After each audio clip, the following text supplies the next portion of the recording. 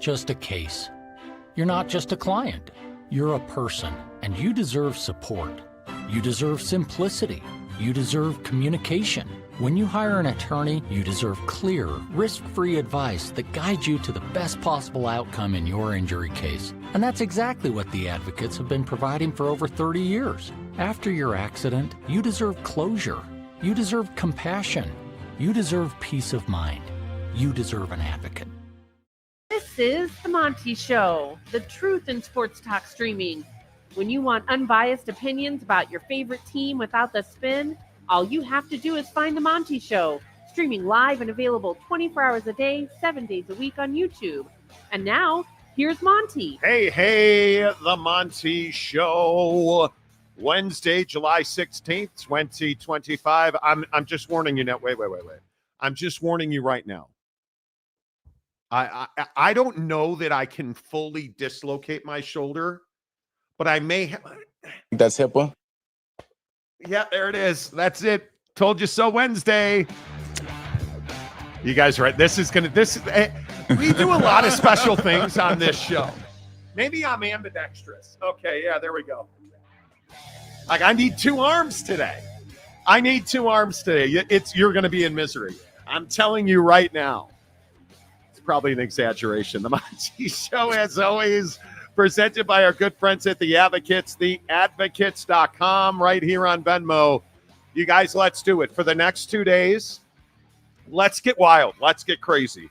Let's come up with a goal that we've never hit before, because I was talking to The Advocates this morning about the road home and this effort to raise money for homeless kids as they go back to school. And a lot of people have been asking me about, well, what are they going to buy?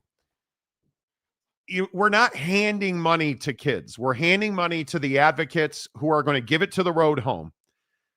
Quite literally one of the foremost homeless advocacy groups in the country. They have hundreds and hundreds of kids that are homeless, that do not have clothing, do not have basic school supplies, do not have the things they need to compete to return to school. And with our economy being where it is, with people being so tight on money and people gripping about what's next and inflation and the cost of eggs, and I understand everybody is tight right now. I understand we're all nervous. But if it's $1, if it's $5, and what I think is a great idea, what if everyone watching this show, all right now, we've been on for 4 minutes, all 1,800 of you watching the show right now. What if we all gave $10? What if we all gave $10? What would that mean to homeless kids in this country trying to get school supplies to go back to school with? And I'm not talking about extravagance. I'm talking about notebooks, pens, papers. I'm talking about socks and underwear. Imagine, and I've told this story, I think, every year on this show, but imagine being a kid who doesn't have underwear, who doesn't have socks.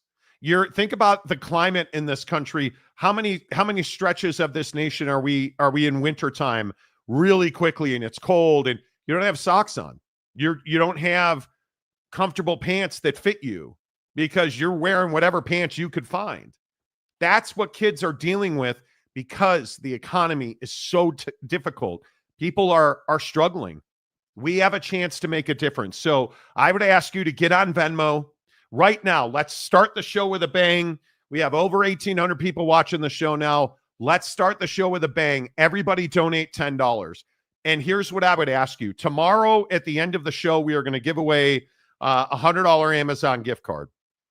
I am happy to do more than that, but we've got to have a monumental effort because I am really passionate about this. I talk about it all the time. No kid should go to school and get bullied or picked on. And no kid can control whether they're homeless or not. If you are a 12, 14, 17, 20-year-old homeless guy, gal, student, that's out of your control. Let's end the cycle of homelessness in our communities. Your $10 donation can do that. Get on Venmo, send Jake a screenshot. It's really easy. Please don't use a tip jar. Please get on Venmo. hit the advocates on Venmo, advocates donations on Venmo. Send Jake a screenshot. Here's Jake's Instagram, Twitter, InstaTalk, Snapface. Yeah. Send Jake a screenshot. We'll give away an Amazon gift card to one of you. And then all bets are off. But let's get crazy. Let's raise thousands of dollars over the next 2 days. Let's do this. Let's have a 2-day push.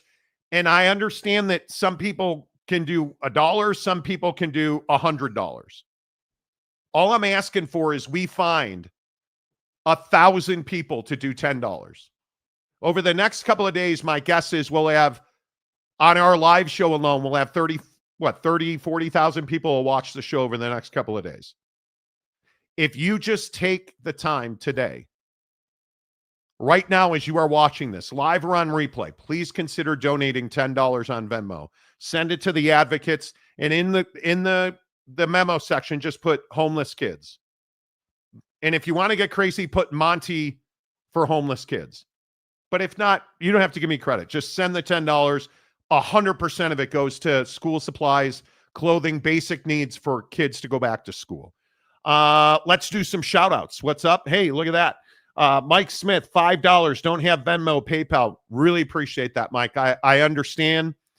Mike is one of our long times. Really appreciate you, Mike. Really appreciate you so much.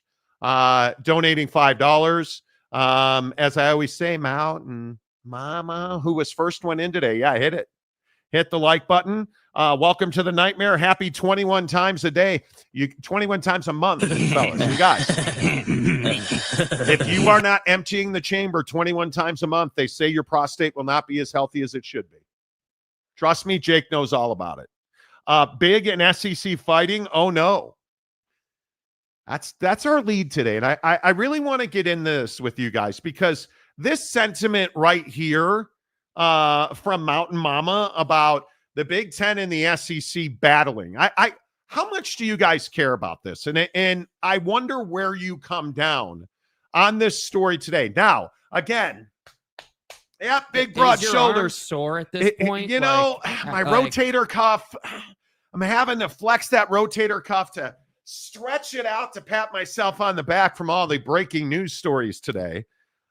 We told you as long, I believe, as 6 weeks ago, that the SEC and the Big Ten are on opposite sides of the line when it comes to the 5-11 college football playoff format. And I wonder where you come down on this, because I think this is, and you ready for a big word? It's an existential crisis. This is the existence of college football that we are fighting over. The two supposed behemoths, the Big Ten and the SEC, who absolutely control the college football playoff, trying to decide what the format will be. 5-7, 5-11. What's it going to be? 12 teams, 16 teams? And what have I been telling you about a 5-11 for weeks and weeks and weeks now? If you are anybody else, if you are not named Greg Sankey, it's bad for you. If your name is Greg Sankey, it's absolutely the right step to take with the correct parameters. It's the right step to take. If you're the Big Ten, the ACC, the Big 12, you don't want 5-11, because the moment that the college football playoff goes to 16 teams in a 5-11 format, the SEC will control the championship of college football. It's as simple as that. And I know you hate that. And I know that this is an SEC Homer show, and I just am sitting here slurping Greg Sankey with these unbelievable knee pads. But think that through.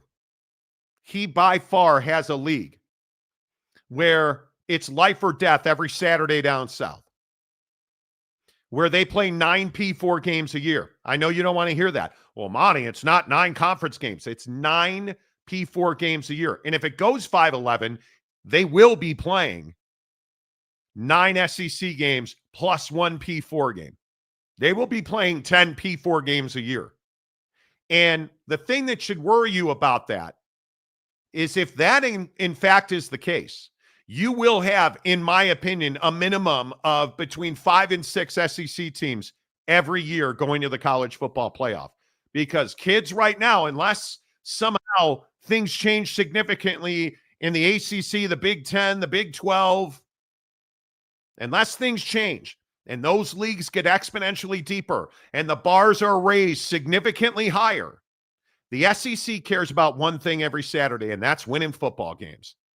And if they win those football games and they're playing 10P4 games, Jake, I don't see any way the SEC doesn't dominate the college football playoff in a 5-11 format. Yeah, you mean like they have since its inception? I mean, everyone wants to point to, the Big Ten won the last 2 national championships, and that might be true. But I think it's just a really short-sighted take, because while you've been winning the championship the last 2 years, one of those years was marked by massive controversy, and last year was one of the greatest championship runs we've ever seen out of Ohio State. But everyone pretty much agrees that Ohio State is the workhorse of the Big Ten, and there's not, some, plethora of schools coming out of that conference. So to say that the Big Ten is, the best conference because they've won the last 2 national championships, I just think is really short-sighted. What you should be looking at is total participation over the last even 5 years, I would say, in the college football playoff. And when you look at that, the SEC has a clear edge. And I think that this obsession by the Big Ten to force the SEC to play 9 conference games is laughable to me, because I look at the schedule and it's like, dude, you're not making their life more difficult. Like, they're already playing. Like, Florida's got the hardest schedule in the country by most people's measures, dude. Like, this isn't some secret. They're already playing the hardest schedules in college football. So you making them play, a 9th conference game versus 9 P4s really doesn't change a whole lot for the SEC, which is why I think Greg Sankey's perfectly comfortable with it, as we discussed yesterday. So this concept out of the national writers, the Brett McMurphys of the world, that sources are telling him the Big Ten is trying to leverage the SEC into playing, 9 conference games as a trade for the 5-11 model, because the Big Ten would prefer to have 4 auto bids.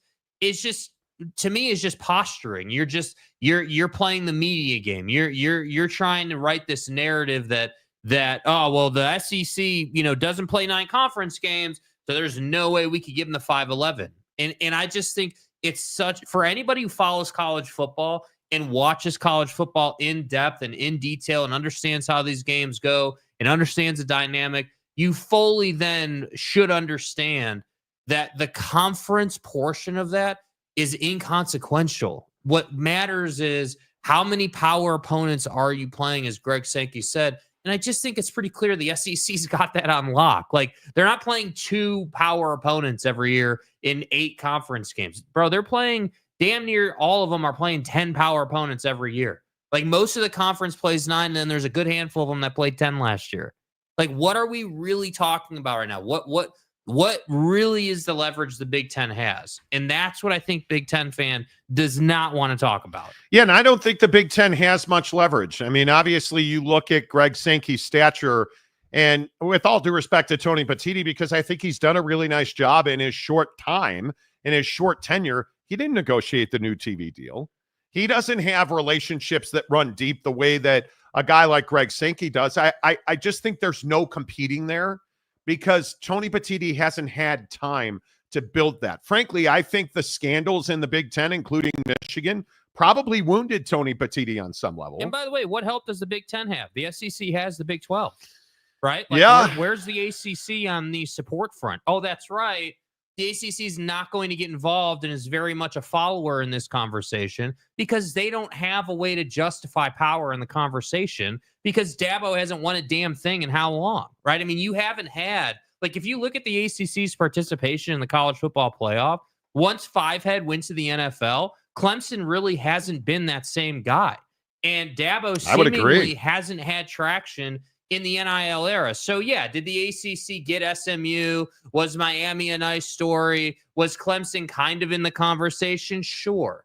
But they're not in the conversation the way that Alabama and Georgia and Ohio State are. Like, it's a different level of power. So I would agree that Tony Petitti's lack of, relationships and really just, he doesn't have a grip on things the way that Greg Sankey does, in my opinion. Everybody is going to listen to what Greg Sankey has to say. And I think everybody, when he talks, people listen. Yeah, dude. I mean, hell, we're halfway across the country and we're having in-depth conversations about what this guy has to say about college football. Like, he is the voice. But I think it's important to understand, if the Big Ten's going to try to leverage the SEC into doing something, I just think it's a futile effort, because what you don't have is the majority on your side. But what does that even look like? Because I think that's a really interesting point. Yeah. If the Big Ten is going to try and exert some kind of leverage, what leverage do they have? And I know that Big Ten supporter wants to tell you, well, we've got back-to-back national championships, Monty.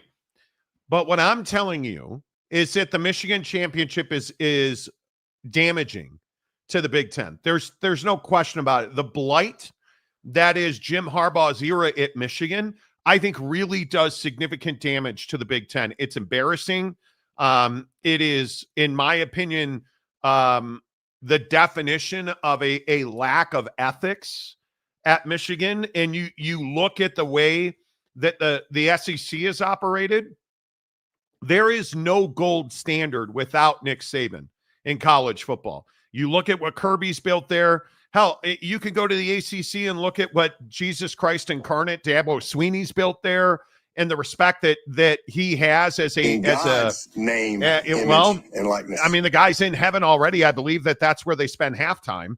But my point is, Dabo Sweeney's a guy that's got pretty much universal respect. Mm-hmm. I think it's just awfully difficult to make the argument that a guy like Tony Petitti is not the number 2 commissioner in college football. That's Brett Yormark now. There's no question. Again, I know I play this fight seemingly every day, but where do you think he got this? 5-11 is fair. We want to earn it on the field. It might not be the best solution today for the Big 12, given your comments about AQs. But long term, knowing the progress we're making, the investments we're making, it's the right format for us. And I'm doubling down today on 5-11.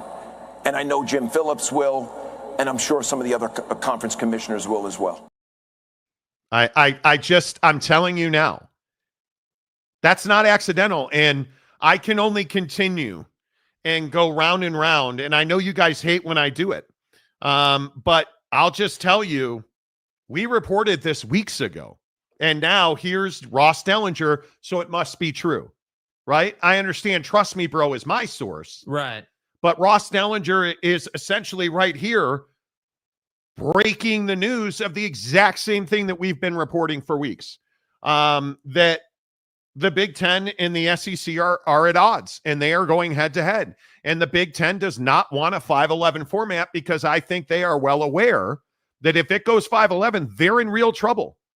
Because notice, one of the things about this Greg Sankey bite that I think is so fascinating from several weeks ago, notice that he doesn't call, everybody assumed that they were talking about Jim Phillips or the Big 12, or what if Greg Sankey's talking about Tony Petitti right here? I don't need lectures from others about good of the game. I don't lecture others about good of the game.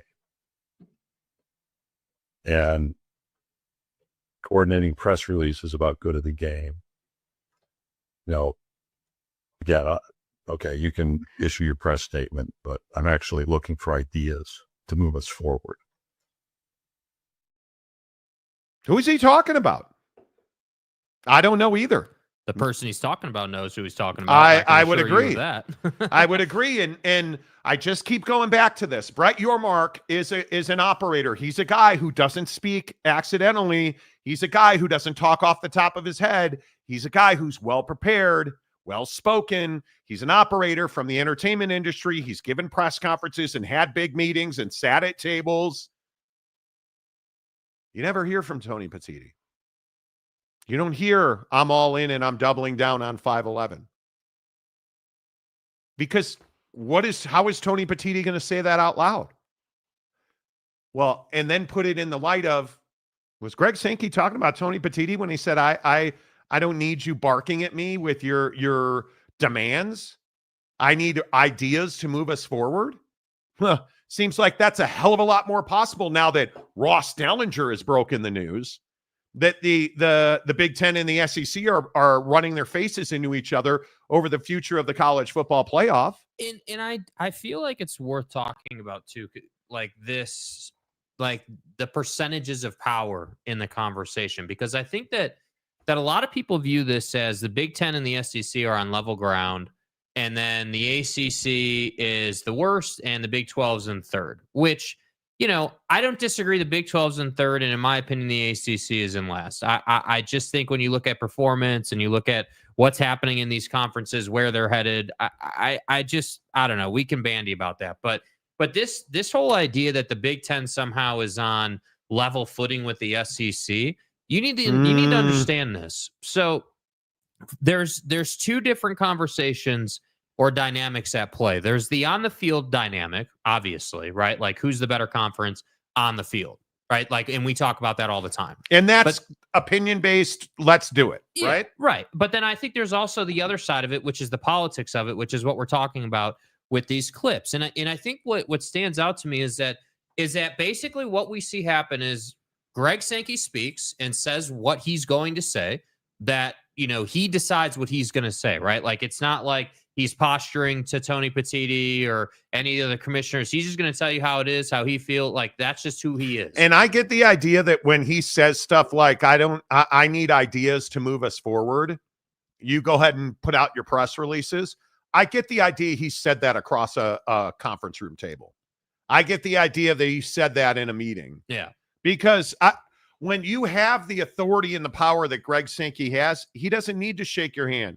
Because, again, Greg Sankey has made it pretty clear that, hey, if we have to go with the 5-7 model, we're fine to go with the 5-7 model. We'll stick at 8 games. I'm fine to play 8 games. But isn't that the difference? And this is exactly my point in dynamic and who's got more to lose and how we all feel right now. The difference is the SEC is good in whatever format, because they're going to beat your ass on the field either way. They don't care, right? They know that if it's 5-11, okay, cool. We've expanded to 16. We know for sure we're going to have 4 teams, and on a great year, we might even push to 6. Like, we're good. Right? Like, okay, you don't want that. Okay. You're going to try to, you know, grab us by the balls and do this whole 8 conference, 9 conference game conversation. Fine. We'll do 9 conference games in 5-11 because we're already playing 9 power opponents. So 9 conference games doesn't really mean anything to us. That's not a problem for us, dude.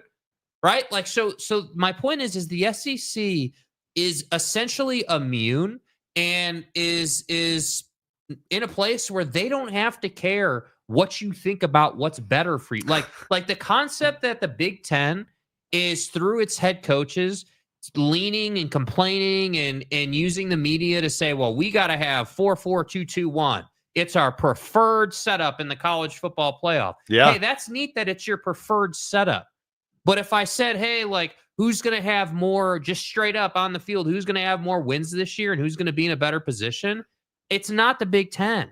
That's the problem, the bigger picture. I think depth defines this. And again, I'm happy to say the only time Jake's ever said anything that made a lot of sense on this show is when he said it was time for Stanford to win football games or the Pac-12 was going to be in trouble. Well, you were absolutely right about that, because I look at the Big Ten, and I don't know if Wasikowski's here or not. I haven't looked in the comment section, but this is the argument Eric Wasikowski and I have all the time. Oh, the Big Ten's won the last 2 national championships, Marty. MAGA, MAGA, MAGA. Okay. Hey, man. You do you. You do you. That's what it is. You do you, Epstein. You do you. But here's what I'm telling you. You won last year's national championship. Which, by all counts, one of the greatest runs we've ever seen. And they said that, and I believe Kirby Smart, like, people have said, great run. But what I continue to tell you is, Michigan damaged the Big Ten. They didn't bolster it. And there is a real lack of respect for the depth in the Big Ten. I have talked to multiple AP voters who have said there's too many questions about USC. Like, one of the things I'm really working on as we head for fall camp, how much respect does USC have in the college football world? And I'm telling you, it is not a lot at all. Well, hey, holy cow. 2 things Jake has said that have been right on this show now. Two things. USC does not seem to curry a lot of respect. And if that's the case, we're talking about Ohio State and we're talking about Oregon. Yeah, I would agree. But I think from a CFP standpoint, you have to put Penn State in there just because they're in there all the time. And voters seemingly like to put them in. So for me, it's three teams that the Big Ten can lean on to get in the college football playoff. But I think, in fairness to SC, I agree they don't have a lot of respect for them now, but I also think they're probably, I know we did it last season when the season was just about over, but we had counted I want to say it was 11 plays across the whole season, to where if they had made those 11 plays, they're like a 9-10 win team. They're in the CFP conversation. So it's not as though USC is miles away from being relevant. Not at all. But not at all. It's this perception versus reality quotient that I think crushes the Big Ten, because I agree. The reality is you have 2, at most 3 teams that are in the CFP with regularity. And Michigan is down right now, whether you like that or not. And how long, we don't know. We don't know. So is that years? Is that 1 year? But what happens? So Michigan's down. Oregon slides in there. So Ohio State, Oregon, Penn State, and who? A bunch of other dudes. And I'll go back to what Kirby Smart said. Now, Jake, who's really lazy, didn't get this audio, even though I asked him for it. Kirby Smart made a really good point here, though. We didn't see value in adding 9 more losses to the SEC last year. We didn't see it this year. What is the value? And what does he mean by that? What he means is everybody's got to play another game. Mm-hmm.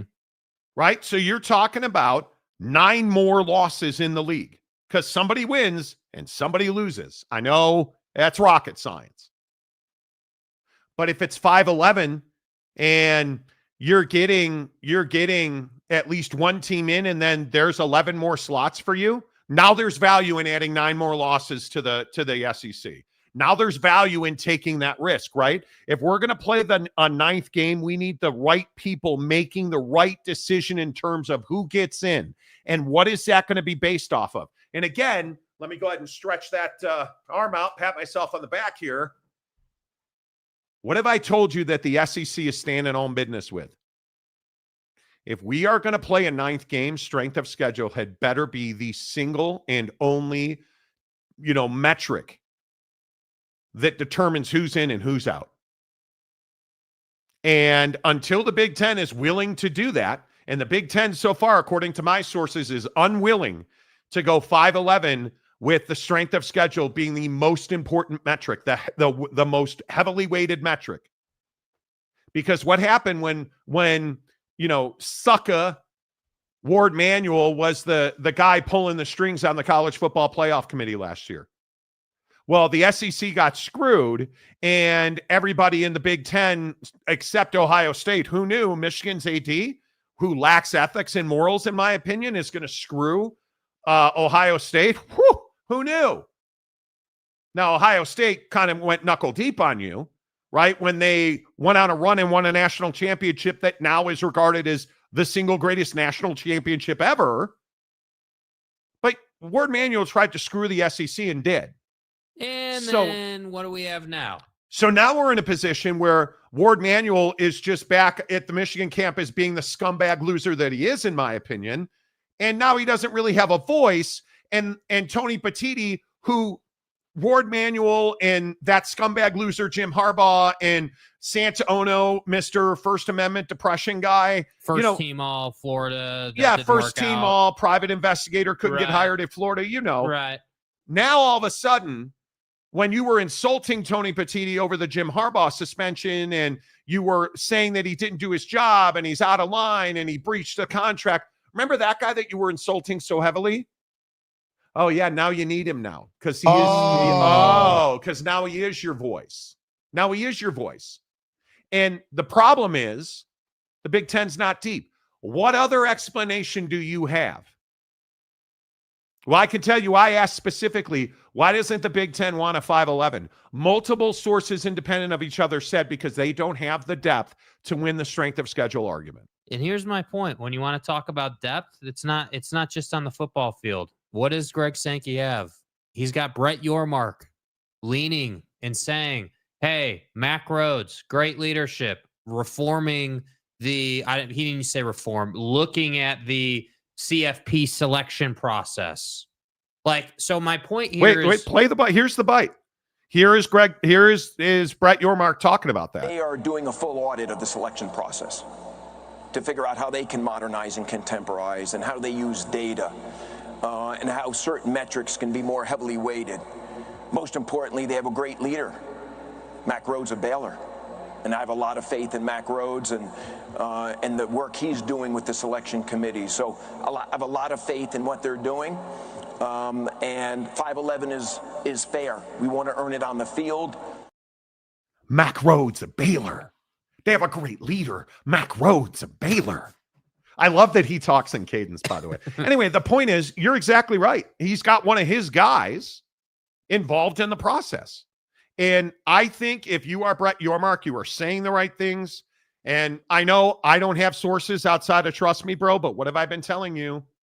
Brett Yormark talks to his fellow commissioners, and I am telling you now, he talks to Greg Sankey on a regular basis.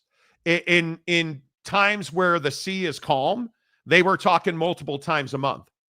They are talking more than that now. And I think it's one of Brett Yormark's best strengths. He is a relationship builder. He is a guy who goes out, channels people, builds relationships, keeps those relationships alive. He's that guy that'll send you a text message. You'd be like, man, like he'll text Greg Sankey. In real world, I am told, where he was talking about how Brett Yormark texted Greg Sankey in the Arizona State-Texas game where the targeting call happened.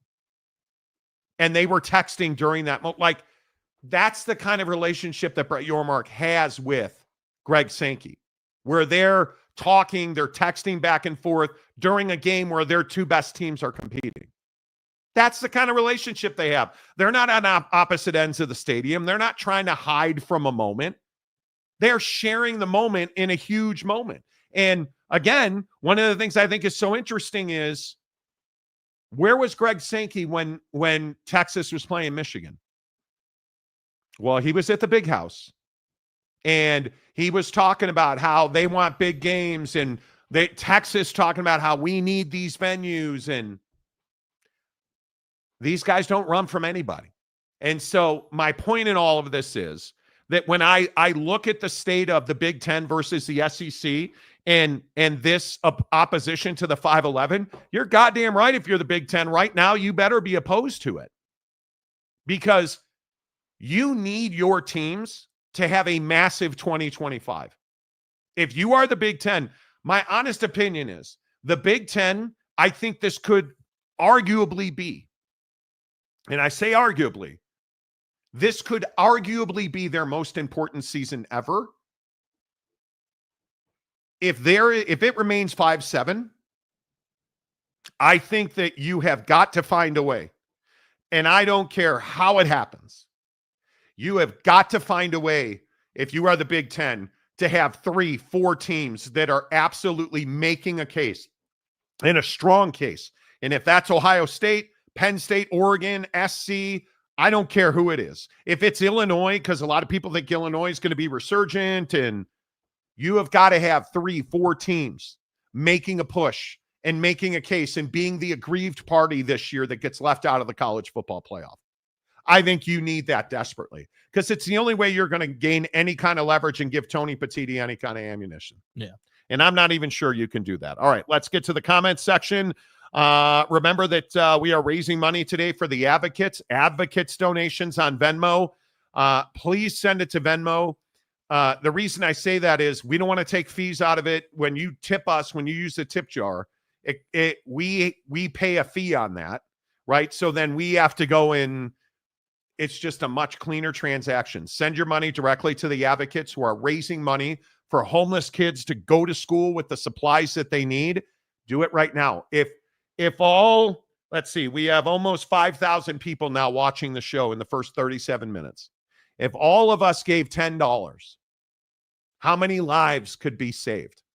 Think about that. And I'm not talking about school supplies. If you think about what it means for a kid to go to school every day and not get bullied, how many lives can we save? How many fights can we stop? How many situations where a kid loses his self-confidence, so he disengages in English, or he disengages in Spanish, or he disengages in mathematics? Those core critical curriculums that make or break you when you get to, heavens forbid, college. And if you don't go to college, maybe we can help them graduate high school understanding what an APR and a car loan or a credit card is. That's what we're doing. Yes, it is $10 to buy clothing, notebooks, pencils, and pens, but it's changing lives. It's stopping the cycle of poverty. Get on Venmo, hook it up right now for $10. Our first few donations are in already.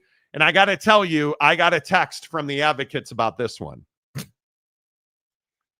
Brandon Butler, choosing violence already on a Wednesday at 3:00 in the afternoon. $13.20 is a deference to 1320 K-Fan. The sports leader. Brandon Butler said, because things are so tight, we could redefine blood diamonds, the Monty Show kids.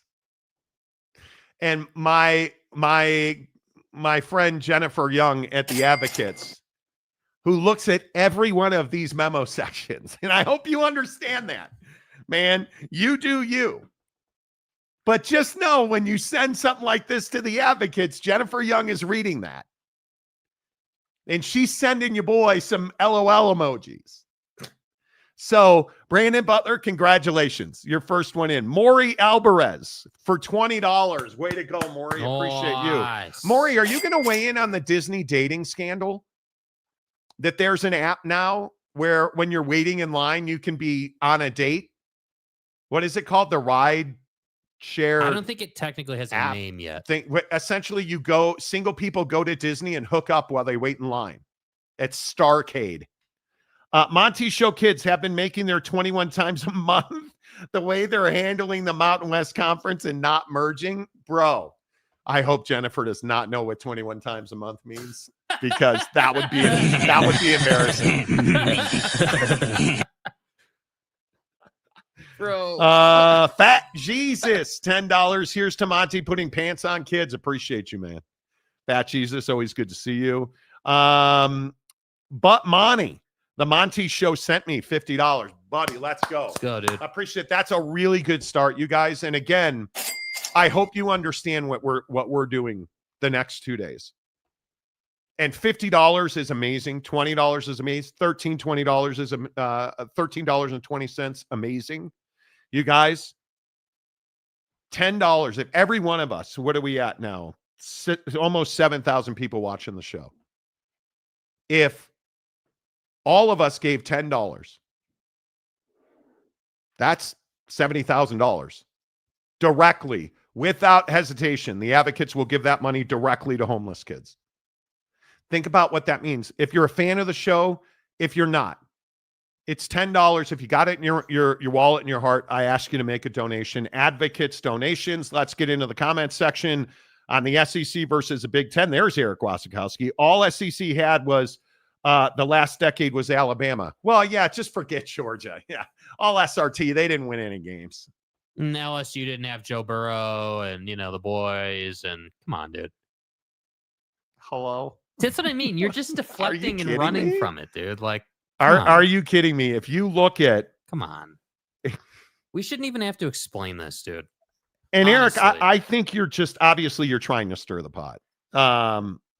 When you look at the champions of college football, and you start to understand who's won and who's lost, and who's won recently. It's Ohio State, Georgia, Alabama, LSU, Clemson, Alabama, Ohio State, Florida State, Bama, Auburn in 2010. Like, dude, it has been a run. And if you go back to 2000 with Oklahoma, Miami, Ohio State, LSU, And yeah, you remember that debacle. LSU and Southern Cal, USC in 04, Texas in 05, Florida. What conference is Florida in? Aren't they in the Atlantic 10? Oh, no, they're in the... Not the Sun Belt, as far as I know. No, but Monty. They're in the SEC. Yeah, screw them. So let me get this right. Florida, LSU plays in the American? No, they're in the SEC too. Florida, they're in the... Well, we just established they weren't in the Sun Belt. What about the American? The WAC? The WAC? The WAC? Oh, no, that's right. They're in the SEC. Alabama, Alabama plays... They're in the SEC. Oh, and then in 2010, it was Scam Newton. He went to Auburn. They're in the Frontier Conference? No, I don't give a piss about nothing but the Tide, baby. They're in the SEC too. 2011, Alabama. 2012, Alabama. 2013, Florida State. 2014, Ohio State. 2015, Alabama. Roll Tide. Bro, it's not just been Alabama. Yeah, I mean, it has been a lot of Alabama, but it's not because you were a dynasty. You're one of the greatest programs in the history of college football. Yeah, Nick Saban is done retiring, and But are we just forgetting Georgia in 21 and 22? Are we just forgetting Alabama in 20 and LSU in 19 and Clemson in 18 and 16? Clemson. Come on, man. Like, at least be realistic. You know what I'm saying? Mike Smith. Rumors of Rump signing an executive order to regulate money being paid to athletes. Okay, here's a question for you. Do you guys think we need this NIL executive order?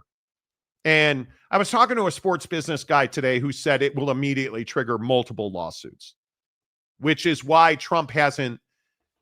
And if you know Donnie, he'll do anything to get off the little Jeffy thing, but not the plane or the island. The little list here. Little Jeffy, please. Little Lolita Express here. The reason that he hasn't formed that committee yet, that commission, and he hasn't pushed this through is because I think they know that the minute he signs any kind of executive order, which I would remind you, an executive order is not law. It is debatable in court. Like, it's literally almost not worth the paper it's printed on. The minute that you do that, you are going to trigger new lawsuits. Mm-hmm. And it makes no sense. I would agree that if Donnie wants to do something, it needs to go through Congress. It needs to be enacted as a law, whatever it is you want to try and do. But just know, everything in college football and college sports in general is a lawsuit now. Right? You've got to come to a place where, and I again will continue to tell you this, that all four of the Power Four commissioners have had now multiple conversations, I was told, about forming a new entity, leaving the NCAA, not because the NCAA sucks, but because they've got to find a way to start a new business where they're not constantly getting sued. And if you're Donnie, what you're trying to do is form that new entity and immediately hand them antitrust exemption. That's what needs to happen so they can start fresh and college football can move forward.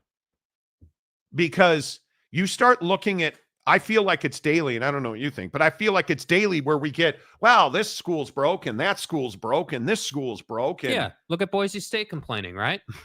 Come on. It's every day almost. Yeah. So I'm not at all opposed to forming a new entity and giving them antitrust exemption. I think you have to institute rules and laws to protect students and to protect universities from students and to protect students from universities and agents and I'm down with that. Yeah, there needs to definitely be some more governance over it, but I do think it is. The problem is that pushing it through Congress and making it a law is such an arduous process because there's so many people that have to agree to it. Oh. That I think that's what makes it difficult. And this has been kind of the point I've been making all along about this whole, just the ever-changing NIL stuff and the landscape in college football is that there's too many cooks in the kitchen, dude. There's too many people that get a say. Like, we're never going to be able to get to a place where, we can put documents together and law together and rules together to govern the sport because there's so many people with a voice. Like, that's exactly right. And I think the concept of like an NFL minor league is yes, I do think there's going to be an entity of sorts for the power conferences that follows that setup. But this concept of, college football altogether is going to go to an NFL minor league model, that's a futile thought. It's not possible, dude. It's just not. 100%. Too many people. 100%. I totally agree. Let's see.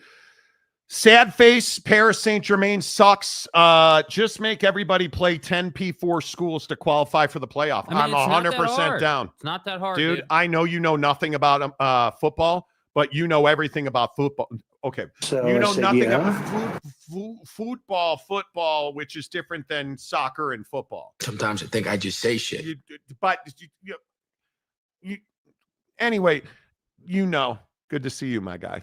Go Chelsea Football Club. Brandon Butler, all the Big 12 needs to do is drop to 8 and play 2 other power conference teams, one from the Big 10 and one from the SEC. But this is that new entity, Super League, call it what you want. That's, Brandon, you're exactly right, but everybody needs to do that. There's this point of pride. Oh, we play 9 conference games. Well, that's because you're stupid. Plain and simple. You need to play 2 big non-conference games and 8 conference games. Yeah, I mean, let's be real, though. The Big Ten wants to keep playing 9 conference games because their conference sucks. Yeah. Like, your conference isn't deep. So, 7 of those games are cakewalks. Yeah. John Hamm, good afternoon, John. Stop the Big Ten is in the same boat as the Big 12 and the ACC. The 5-11 doesn't hurt the Big Ten. Okay.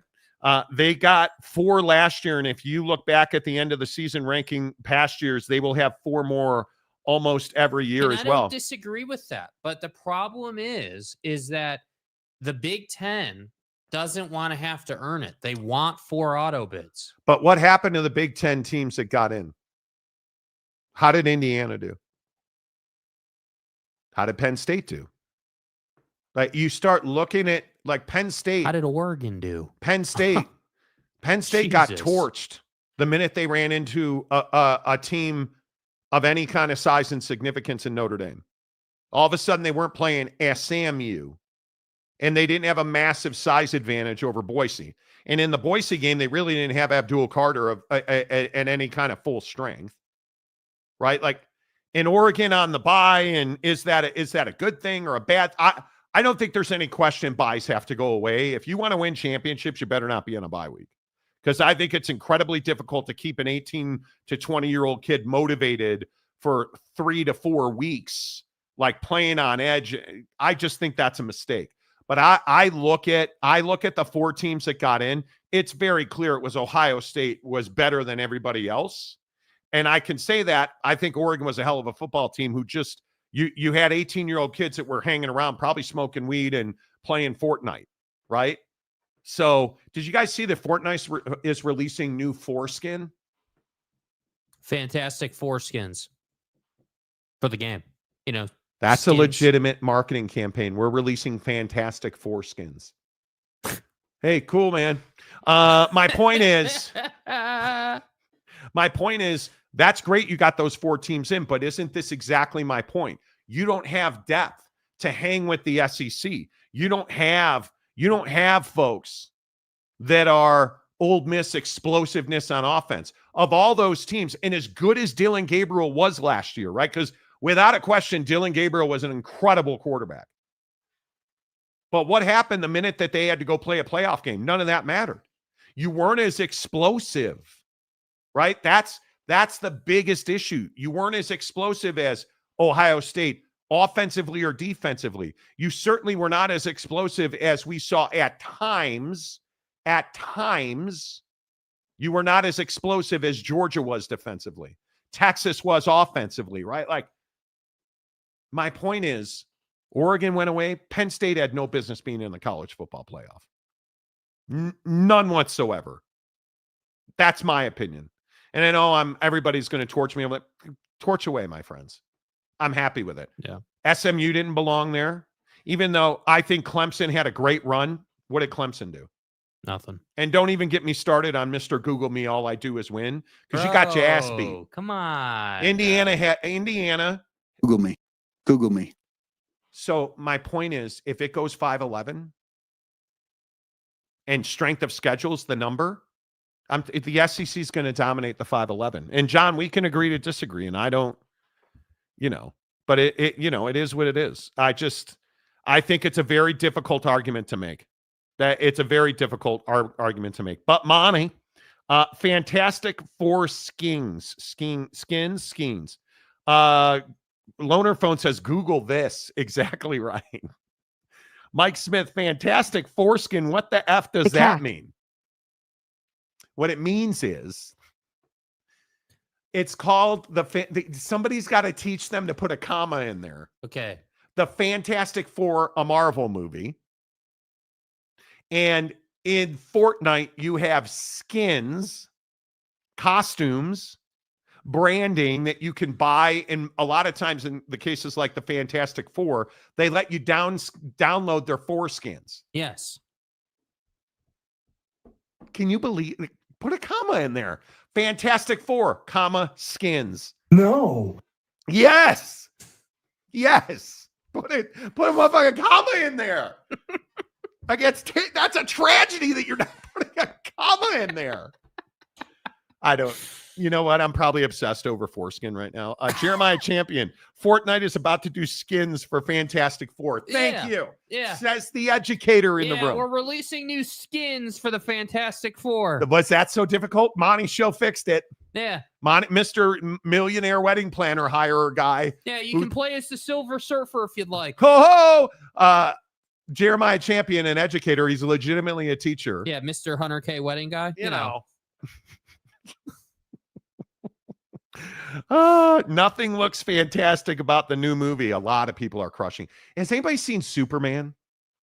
Superman's taking an absolute ass kicking. Superman, I should have got this. I forgot to get it. But apparently, Superman has upped dog adoption searches on Google by like 70% or something, because the dog gets stolen in the movie and he has to rescue the dog. Did you see it already? No, I did not. No. Okay. No, I did not. You guys, I'm just going to show you. I'm going to show you this. Is this better or worse than the foreskin reference? It is the foreskin reference, but I just want you guys to know that I'm not making this up, because my friend Chadwick is asking me if I made this up. The foreskin thing? Yes. No, you did not make it up. No, I did not make it up. The cack. Fortnite Fantastic Foreskins release date. Hey, bud, when you releasing your foreskin? Excuse me, that's none of your business, sir. I'm giving you a fucking answer. That's none of your business, sir. Can you imagine if when you're applying for a job, there's a line that says, when are you releasing your foreskin? Day 7 is when we teach you how to do that. Training on foreskin. I don't know. I don't know if I don't quite know how to answer that. Me either, man. Me either. Nightmare says correction memo, Fantastic Four, skins. See, we fixed it. I mean, it's that easy, dude. Toot pants. I just Googled that. Now I need to call the advocates. Exactly right. You've been injured. Yeah, the advocates here. Hello. Hi. I got injured by a foreskin. Can you guys take my case? Oh, I win. Google me. Hello? I don't even know what you do. It's fine. Jeremiah Champion, y'all never going to let that go, huh? Yeah, the 100K wedding? Come on, dude. Rolled up in a Bent? Horse-drawn carriage with dude. Peasants in manure. Yeah. Superman was great. A lot of fun. So you liked it. Hot ass. Mrs. Monty and I don't go to many movies. Frankly, she's like this weekend. My wife's a saint. So my wife, coronavirus. She's got like an adult job. This weekend, while I'm out playing really average golf alone, because some people don't play golf anymore, apparently. Buddy was buddy tonight. Yeah, apparently you are. My wife is going to be taking part in a virtual study group to get a certification. Present. Like, do you have a life, lady? No. Like, no. You're 96 years old and you're going back to school. You're going to be dead soon. Why are you going? Anyway, she's doing it. And that, you know what that means? Now I'm going to have to be like the good husband who like, oh, cook me dinner. I went to school all day. Great. Now I got to make effort. Anyway, the point is, but my wife like is, we never go to movies because we're either like doing something or going somewhere. My wife's going on a Viking River cruise with her mother in October. Yay! She's going to like Europe. What am I supposed to do? Release a foreskin? I guess. The biggest load that we've seen. Hey, Monty, when are you releasing that foreskin? Well, my wife's out of town. You do the math. Right? Like, what do you want from me? Jeremiah Champion apparently is woke and people hate it for that. Oh, Superman is woke. God. Rick, can we not, please? Half the people don't even know what woke means. Bro, I'm so tired of dude. like, oh, it's a woke movie. It's super. Can we not politicize? Can we not politicize Superman, please? Can we just go watch him in tight pants? Jake loves that, dude. Right? Is call him the Bryson, biggest load that we've seen. Call him Bryson DeChambeau. Yeah, package peeper. You know? Right? I mean, that's who Jake is. You know, like I heard Bill Belichick makes a cameo in that movie. Yeah. You know. Anyway. Can we not politicize a movie? Can we please? It's movie, Superman. Dude. Come on. It's Superman. John Hamm, heard it wasn't bad and is more kid friendly, but never have time to go to an actual theater, right? I don't have time to go to a movie. How am I supposed to watch every episode of ER?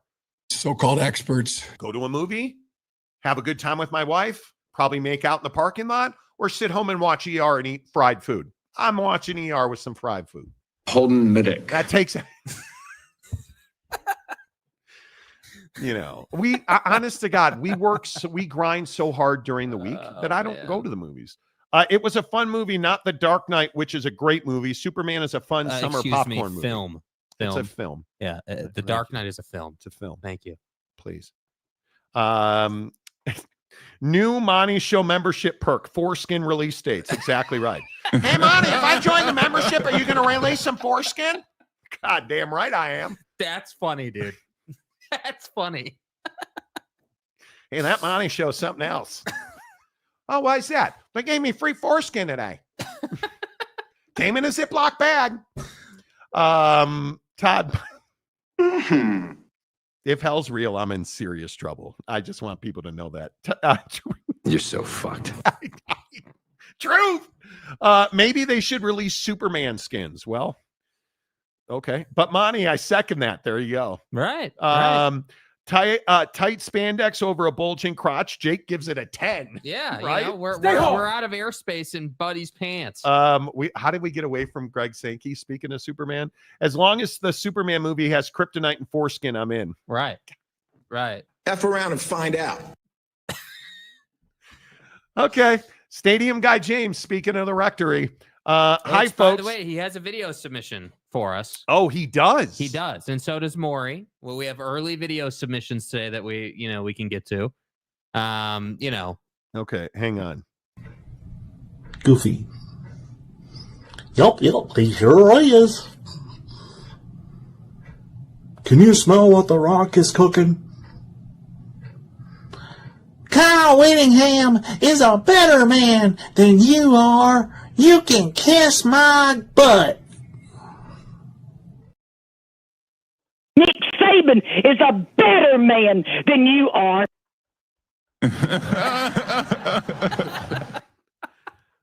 Okay, why didn't you warn me that watching that video would make me want to talk about foreskin again? Because James, I don't know how you do it. The brilliance of Oak State James in the rectory. Now, you would admit this is a step in the right direction, though. I mean, this is a better submission. Okay, but what is that saying? What is that really? The first submission was so bad. For such a smart person. You're lost. You are the first big. Oh man, Monty, wait till you see. And he did say this today. He walked in there and he's like, "Hey, Chubbs, wait until you see the video that James did. It's a huge step up." Yeah. Fat.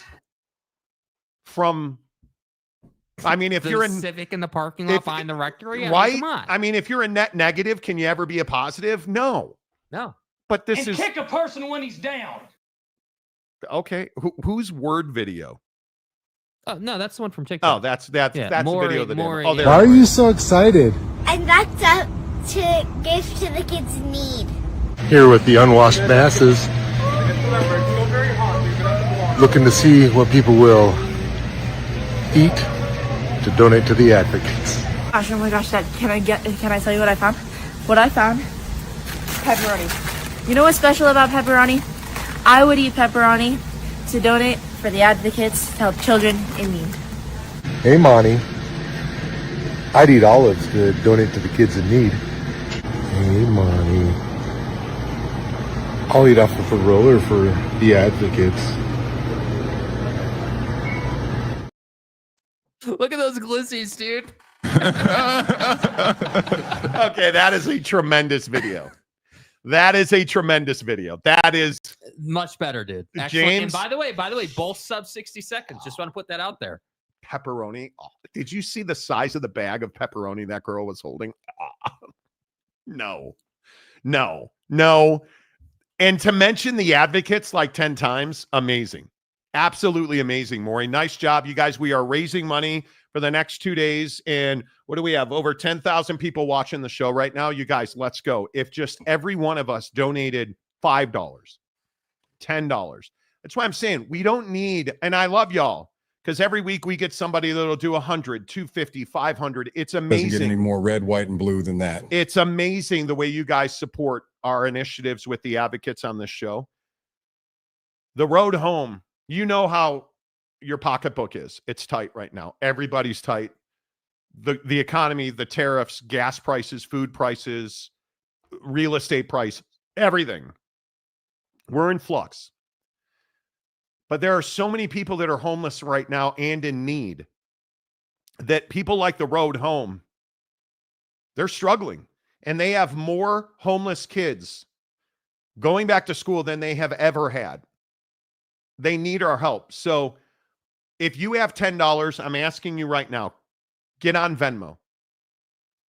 Donate $10. And I know that it's a lot. $10 is a lot. And I know what that means. That's a meal for your kids. That is, I understand it. That's gas in your tank. That's food on your table. I totally understand that.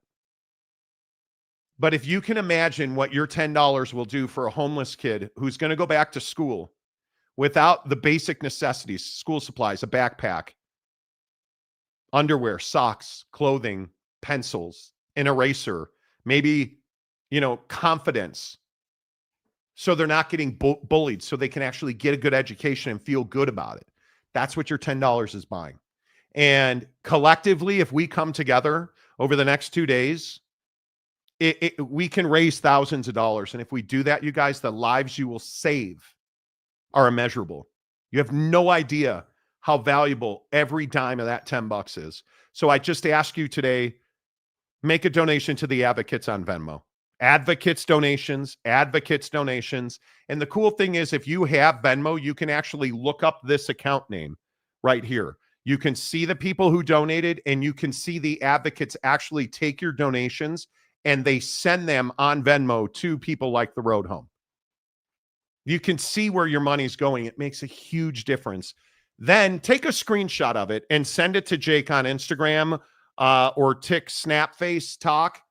Right here. TikTok. Do Instagram, please. Do Instagram. It's much easier.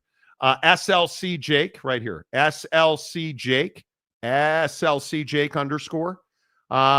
We're giving away Amazon gift cards tomorrow, dude. Hook it up. And I just really appreciate that you guys do that. And a couple of fresh donations have been added as well. Oh, I love it. I really appreciate that. In 2 minutes, we'll get to the Pac-12 versus the Mountain West, because we have some big updates on that. Let's see. Oak State James. Eat it Joe's. Okay. Monty Kid celebrating that I finally got my new office. Been waiting 3 years for this moment. Well. What is Joe's? I don't know.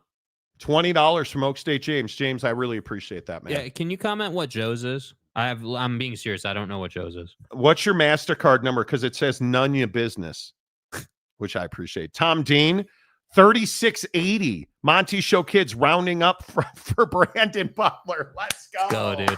It's well done, bro. Tom Dean, that's amazing. That is amazing. You guys, I really appreciate all the donations. And I see the ones on Venmo that you guys aren't sending screenshots. I appreciate that. Make a contest for the Advocates donations. Top 5 get to go to the rectory or something. Yeah, top 5 get to go see James at Buc-ee's. Yeah, well, I mean, Aaron Wilson got a Benji on Amazon last week, so I think out of nowhere, that's a pretty good award. Out of nowhere. And hey, listen, if it requires us to play golf with you, Jake won't do it, but I will. Right? Like, we can do that. Toot Pants, KC Joe's barbecues, that would be amazing. Eskimo Joe's in Stillwater. Okay. What is Eskimo Joe's? Let's Google it. Jeremiah Champion heading to Oklahoma right now, actually. Are you really? Travel safe, my guy. Travel safe. But Monty says it means Joe Mama. Okay. All right, bro. You know. All right. Advocates donations on Venmo. Advocates donations on Venmo. Make sure you hook that up. And yes, you guys, you can donate any amount you want. If you have $5, if you have $100, you're not locked into 10. The reason that I bring up $10, it is a manageable number for most people. If I said, hey, do you have $10 sitting between your couch cushions? Most people are going to say yes. It's a cup of coffee on a Thursday morning. Hey, instead, give it to homeless kids. Which I might add is ridiculous nowadays that it's $10 for a cup of coffee. Good point. It's half a cup of coffee for most people. So it's a manageable number. And that's why I say $10. But you guys, if you want to donate 25, 50, 100, 5, do whatever you got, man. I just appreciate any dollar that you give. Real quick, loaner phone, AMC A-lister, $30 a month, 4 movies a week live across the street. No kidding. That's kind of cool. That's fun. And donuts. Is James moving to the basement? Stapler? Office Space. Jake, you've never seen Office Space, have you? No, but I know the Stapler reference. You got to see Office Space. You've got to see Office Space. Maybe James wants them to put a dome over the foreskins. Well, I mean, that's, that would. Toot, making we're not making jokes about phallic things. Yeah, looks like cock. No, I knew you were going to play that drop. Eye of a needle or the rectory. Exactly right. Blue Turf says, hey, James, Eskimo Joe's is the best. I love it. Okay, so clearly this is a legitimate place. Yes. Oh, my God. Y'all are savages today. Seriously. All right, let's get to what I think is a huge story. The Pac-12 versus the Mountain West and who will win. We broke the story on the show yesterday that mediation had officially, call it what you want, fallen apart, not bore any fruit. That mediation between the Pac-12 and the Mountain West had broken down, and that it appears we will be heading to court, and the two sides have a dismissal hearing filed by the Mountain West to dismiss the Pac-12's lawsuit. That is set for September.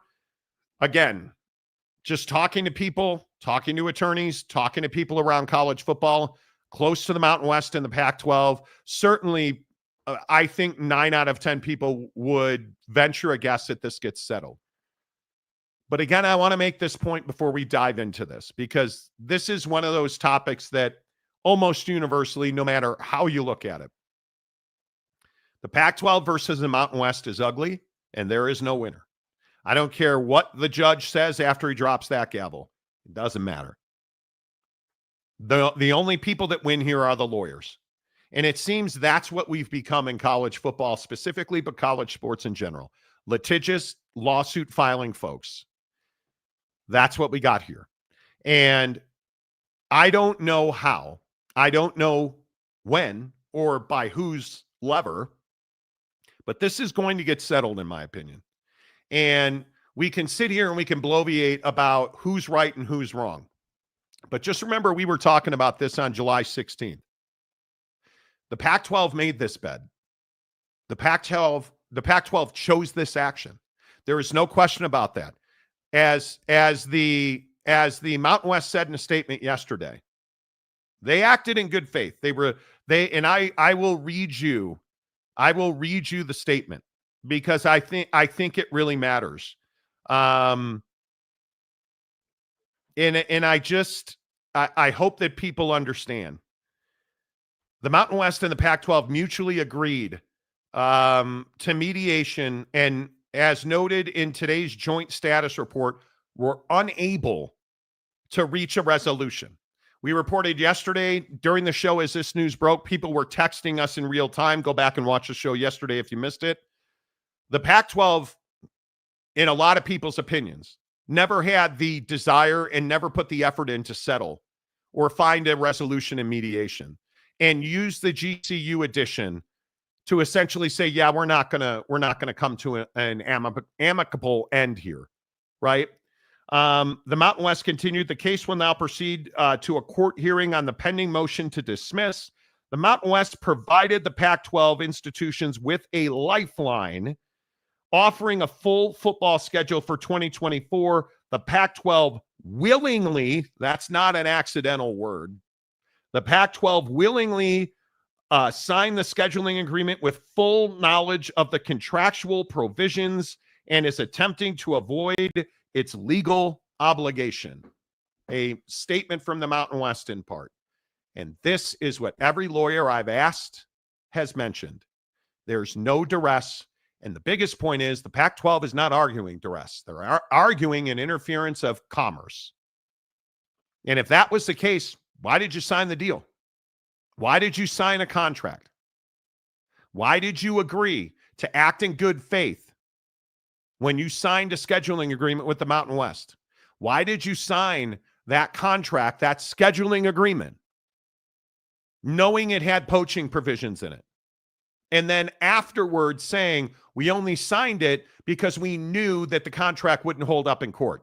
The only problem with that is that requires duress, and you don't have that. And again, I will simply state, this is who the Pac-12 has been since their inception. This is Larry Scott renting expensive offices in downtown San Francisco. This is Larry Scott flying private, staying in penthouses, doing all kinds of things that did not include making a carriage agreement with DirecTV, not going to YouTube and YouTube TV when he told Jake and I point blank at Pac-12 Media Day all those years ago on an interview that's sitting on this channel that you can go and watch. Oh, yeah, we're going to do that. Never getting a carriage agreement. Signing a deal last year that included you footing the bill for the production of your broadcasts. These are all mistakes. And they are mistakes over a long projected timeline, whether it's the Comcast overpayment that it is said the Pac-12 knew it was a problem, but never told Comcast. This is the whole George Kliavkoff, $50 million, blame everybody, including Utah, who now is being heaped on and playing the villain, because we're not the villain. It's everybody who left the conference, all 10 of those members. Well, no, what it was is you're a terrible operator, George Kliavkoff, who valued your conference at $50 million per school when nobody was valuing you at half of that.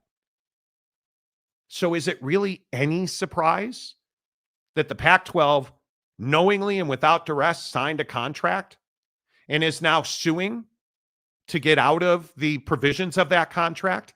And members who are joining the Pac-12 are now suing to get out of paying exit fees that they knowingly signed, and we know they know because, yeah, they're the bylaws of the Mountain West that they helped them amend and write and get into place, and they themselves signed it. But now when it's going to be, used and enforced against them, oh, this is bad. We're going to sue. This is business as usual in the Pac-12. This is who they are. This is who they've been, and this is who they're going to be.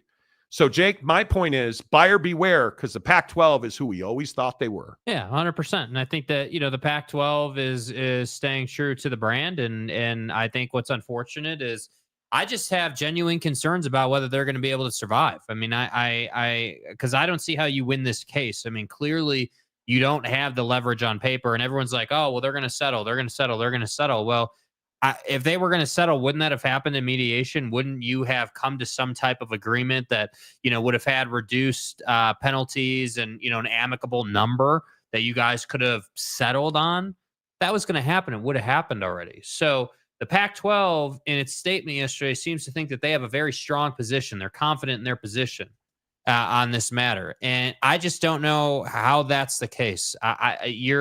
Your case is that you're trying to prove intent. That's the genesis of their case. They're saying the Mountain West, has willfully and has intentionally tried to prevent them from adding teams and becoming a conference again. And intent is their argument, which I think is very difficult to prove and very difficult to win. And yes, you did sign a contract willingly and without duress. So when you look at basic contract law, it's not on the Pac-12 side, which brings me back to, I don't know how you continue to survive for years on end when you're not making money. You're not a conference that's putting 4 or 5 teams in the CFP every single year, obviously. And, there's not really another outlet right now there's not another stream of revenue coming in. So that's why I say, I think what you're going to see is if they lose this case, I would almost assume, I would expect that there would be some influx of cash from private equity to save the Pac-12, because I don't know what other route you go unless you just have boosters who are willing to float this thing for another 10 years. Because that's what you're talking about. You're talking about $150 million in poaching and exit fees combined.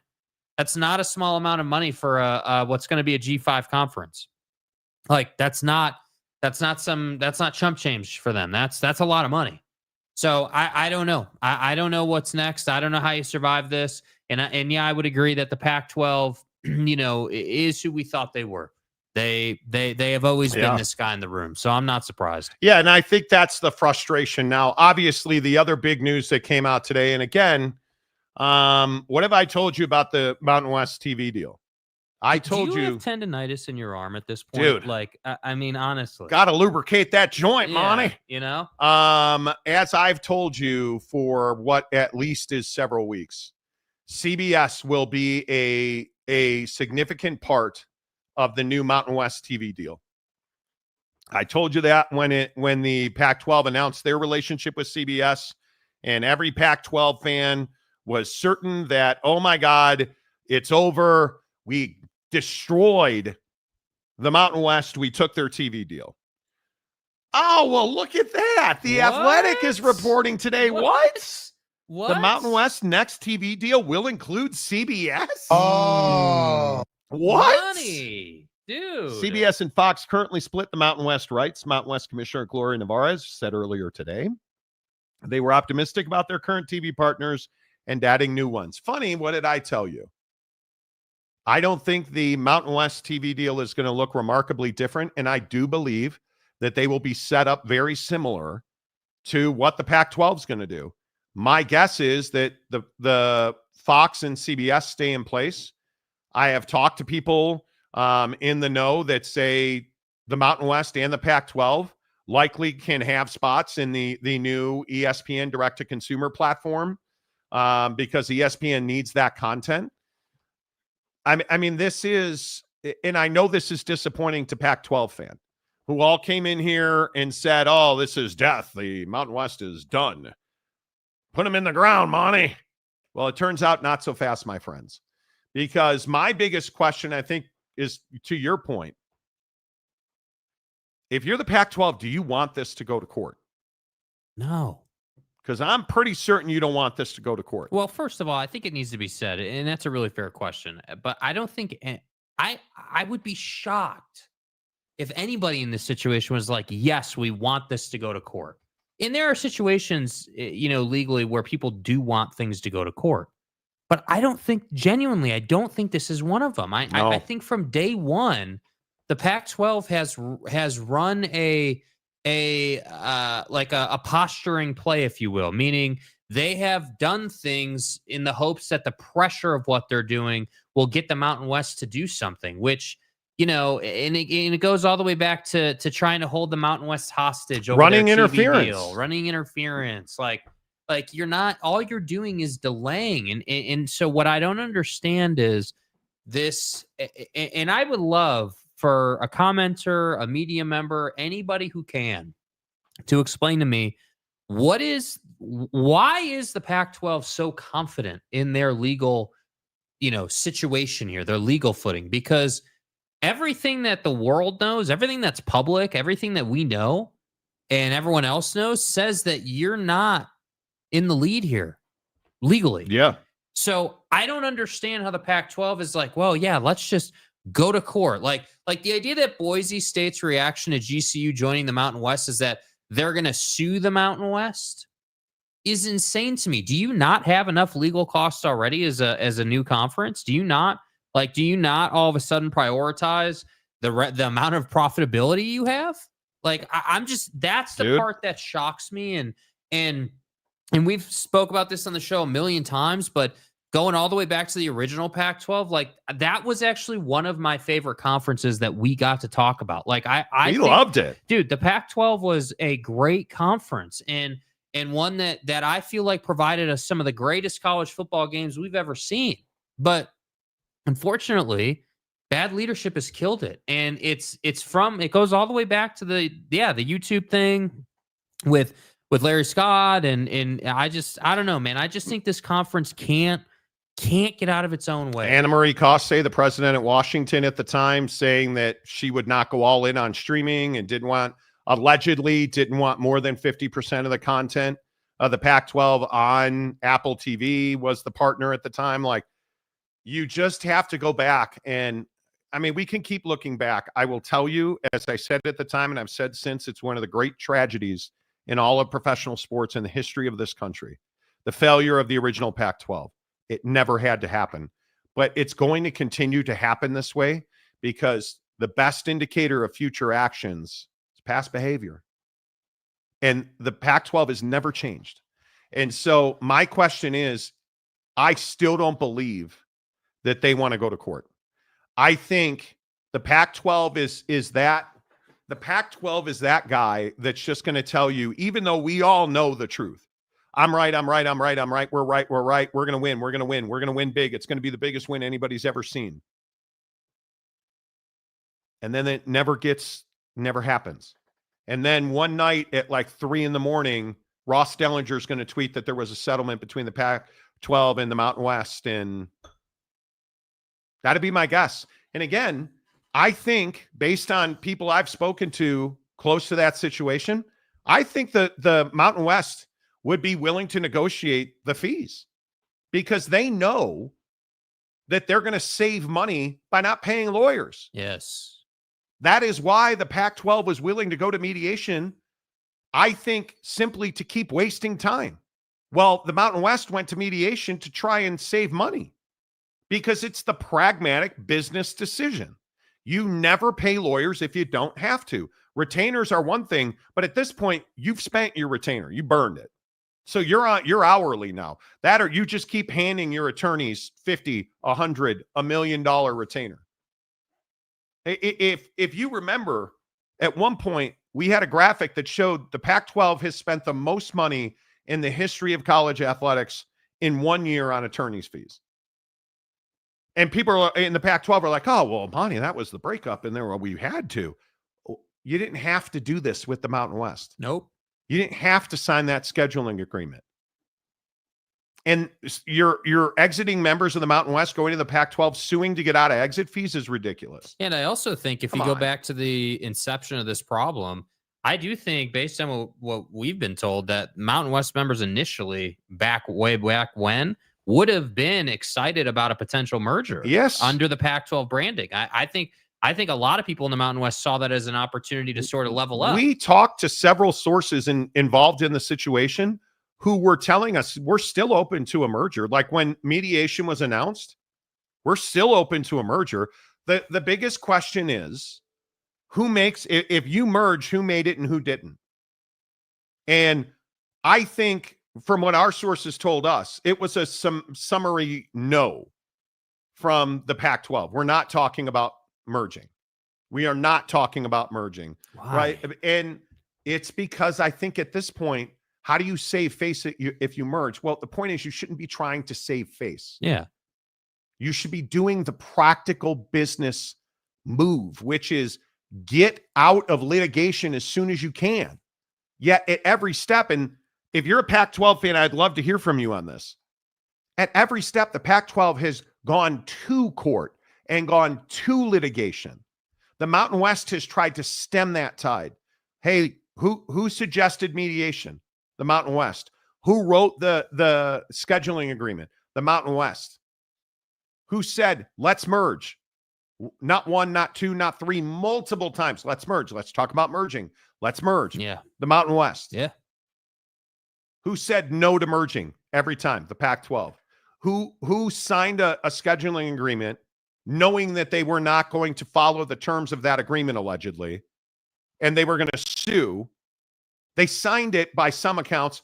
Go talk to the great radio wizard in Northwest, who I believe is the one, if my memory serves me right, I could be wrong, but I believe the great radio wizard in Northwest is the one who said, yeah, my sources told me they signed it knowing that they were going to sue because it wasn't valid. So you step to legal fees, you step to litigation. At every turn, the Pac-12 has used litigation as a tool. They've sued people. They've sued entities. They've been sued because they just don't do business the right way. No. And again, Florida State and Clemson, how did that end up? Look at all the lawsuits that we've seen. They rarely, if ever, go to court. When they go to court, nobody wins because now, oh, well, Monty, we got all that money when the 10 members left. What have you done with that money in the Pac-12? Oh, you've handed it to lawyers. Quite literally, you have handed it to lawyers. Like, the win is mitigated now. There is no win. Nobody ever wins. Yeah. And it's really frustrating because it's a tragedy that never had to happen. It killed one of the best conferences we've ever had in college football. It's outrageous. Yeah. It is absolutely outrageous. It's terrible. And I don't know how you fix it. And again, I know that I am just, Mr. Hates what do Pac-12 fans say? I hate the Pac-12 and the Mountain West is paying me to say stuff and Gloria's in our pocket, and totally get it. But I've always loved that one. Gloria's in our pocket. She doesn't even know we're alive. Come on, dude. Like, what I'm going to tell you again is my opinion. This is the Pac-12's doing. This is their fault. They made this bed. They're going to lie in it. It is as simple as that. All right. Make sure you hit the like button. We have over 10,000 people watching the show again today. Make sure if you are watching on the X platform, you come over. Just go up into my bio. If you're watching on the X platform, go up into my bio, click the YouTube link, give us a subscribe and a thumbs up, like the show. If you're listening on our audio podcast, the audio podcast is growing exponentially. Wherever you get your podcast, Google Play, Apple, iTunes, iHeart, Odyssey, you name it, we're there. The Monty Show, Monty, The Monty Show. If you're watching on YouTube now, please hit the like button. And please subscribe. Get us 200,000 subs. Let's go. Yeah, let's get to it. This football season, we really should be at 200,000 subscribers. Toot Pants. Since the Pac-12 has all these, quote, state schools, maybe they should add Ohio State, Louisiana State, and Florida State. Yeah, Well, I think what's interesting is the California state schools, San Diego State, Fresno State, can't get into litigation here. Like, they don't have the money. They have to act in each other's best interest. And I mean, it's very difficult if you look at who's suing and who's not, and you wonder why certain entities aren't involved in it. Yeah, best interest is a very loose term, in my opinion. It's a very loose term. I think it's a very loose term. Wasikowski keeps suing each other while the Big Ten's next TV contract will be worth $12 billion. It's wild to me because I think this, while hyperbolic with $12 billion, I think it's a really good point.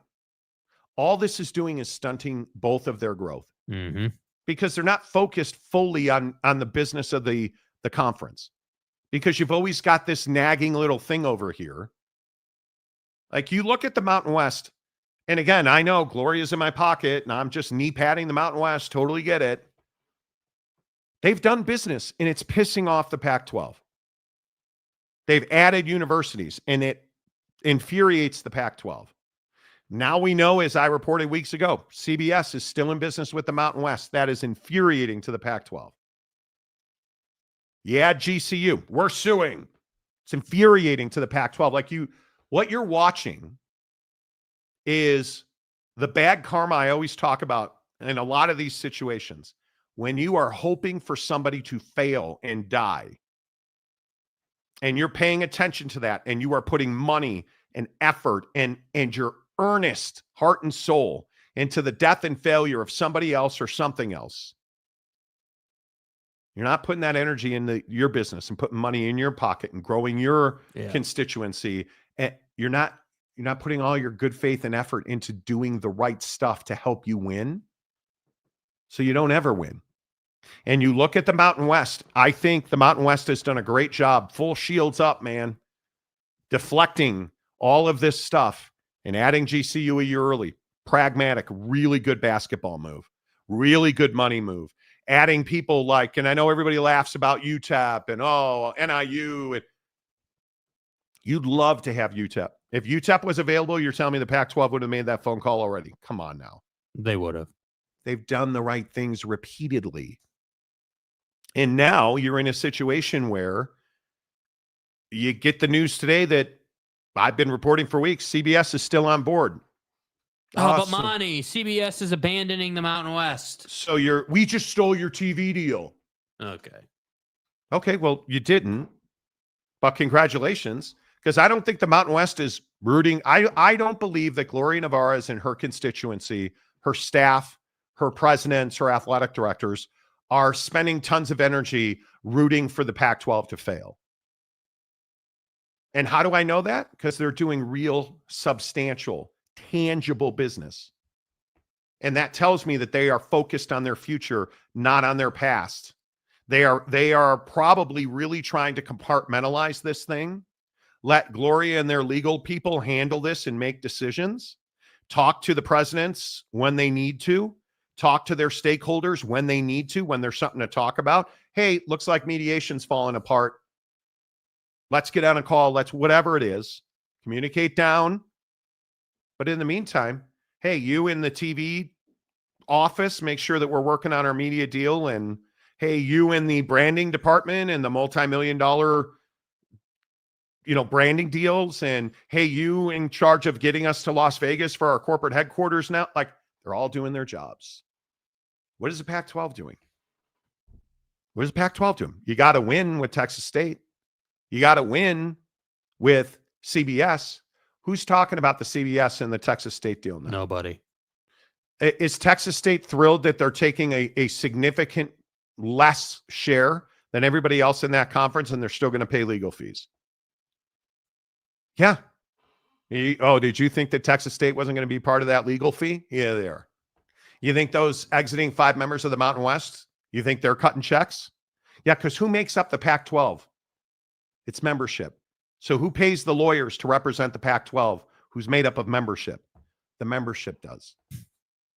So while the Mountain West is forming plans and moving forward, anyway, I could go on. It is so infuriating to me that the Pac-12 failed. Yeah. But I know why. Yeah. Pain and suffering conundrum. Two pants. Why in the name of common sense didn't the Pac lock down UNLV before they stuck a finger in the Mountain West's eye? Because how do I put this?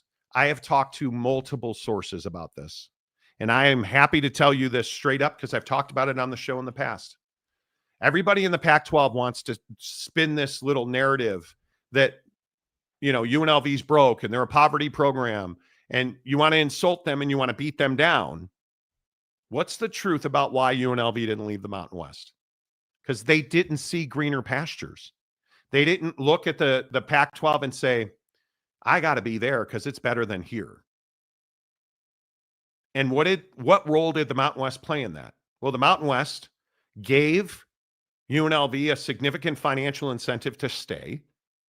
It saved UNLV from likely paying lawyers and litigation fees to get out of their exit fees, because that seems to be the predominant modus operandi in that league. If you're going to leave, we're going to sue you to not pay the fees we all agreed to put into the contract. And I think, frankly, UNLV realizes the Mountain West is moving into Las Vegas. We're now probably the best football program in that conference. We're going to make more money. We're going to be on TV more regularly because we're the big dog here. Why am I going to the Pac-12? There was no incentive.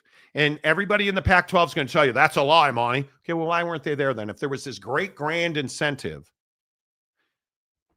make no mistake about it, the Pac-12 tried mightily for a long time.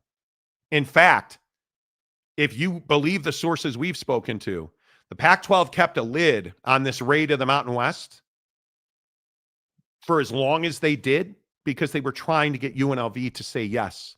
They were trying to get UNLV to sign a memo of understanding. UNLV didn't do it because UNLV, I think, likes being in business with the people in the Mountain West. And I think they understand they have a chance to be the big dog in that conference. And again, I shouldn't keep saying this about you, but I think you got that part exactly right. Mm-hmm. Yeah, I did. I think that, the Pac-12 is a conference that, they just don't do things the right way. And overall, it goes all the way back to desire to win ball games, to, TV deals, like whatever, there's a million examples, but I just think that this conference seemingly shoots itself in the foot every chance they get. And I don't know. I don't know, because at one time Scott Barnes was somebody who, I thought would kind of ascend once the chaos of the conference melting down was over. And that never really happened, in my opinion. Yes, he's got a higher position now, but I thought he would kind of ascend to be the commissioner and really take over this conference and shepherd it. But that didn't really happen. And so I think, Teresa Gould has been a pretty, I would say a pretty mediocre commissioner to this point. I don't think she's done a great job, but yeah, and I'm not a Pac-12 homer. And honestly, I just think these two conferences, what they're not thinking about is that every day that you're in legal fees and litigation and we're in drama and we're fighting each other and we're doing all this negative stuff, it's just another day where you're not talking about the good parts of what you have to offer, which is great football matchups.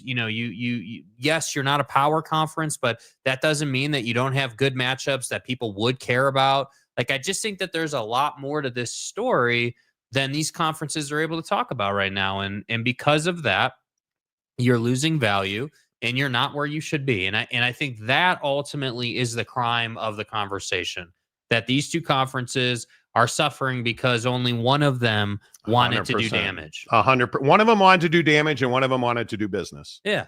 And so now we're here and now we're still talking about it. And now we get to spend probably, God, I hope it's not more than another 6 months, but man, it feels like it's endless. But think about it. This doesn't even now go to court for the next scheduled hearing on the motion to dismiss until September. Yeah. We're smack dab in the middle of July. And who the hell knows what that'll even yield. And what is the next 6 weeks? I'm telling you, and I want to get to your comments. I'm sorry to pontificate, but the next 6 weeks on this will be really important because my feeling is this has to settle before it goes to court. There's too much risk involved for the Pac-12 to try and put this in front of a judge. Because if you're the Pac-12 and you go to court, can you imagine the damage done to you if this suit is dismissed? Well, I think it's that, but the other side of that result would be, what's the damage done if the Pac-12 does settle, but they settle for a very high amount to get out of this? What is the damage of the perception that you as a conference did this damage only to damage yourself in the end? Well, I mean, so if you go to court and you lose, that's terrible, obviously. If you don't go to court and you settle and the world perceives it to be a high number, that's also not good for you. So I just think that's what I'm saying. You're in a rock and a hard place now that you've created by signing a deal you should not have signed. I mean, honestly, I understand that Oregon State and Washington State weren't just going to go independent. But you, in my opinion, if it is true that you signed that scheduling agreement, damn well knowing what the consequences would be and damn well knowing that you were going to sue them eventually, that's doing a deal in bad faith, man. And if that were ever to come out in court through discovery, you're going to get torched publicly. You're going to get run through the ringer. It's going to go poorly by the media, and I don't even want to know. And obviously you talk to folks at this level way more than I do, but I don't even want to know what a TV guy or what other conference commissioners or other ADs, I don't want to know what people at that level think of what you did here, because it's not good. I'm telling you, every TV guy I've talked to, and I've said this on the show, this isn't breaking news. Every TV guy I talk to consistently says they need to merge. They should have merged. Why didn't they merge? How come they didn't merge? Like, because you're talking about leagues that are looking at, I think, between $6 and $8 million per school, where it could have been $10 million per school. You could have made significantly more money as a single entity dominating late windows on the West Coast. Yes. Now you're going to fight over those late windows. Now you're gonna split the baby here, if you will. Which you can't tell me the Pac-12 didn't know that. And this has always been my question.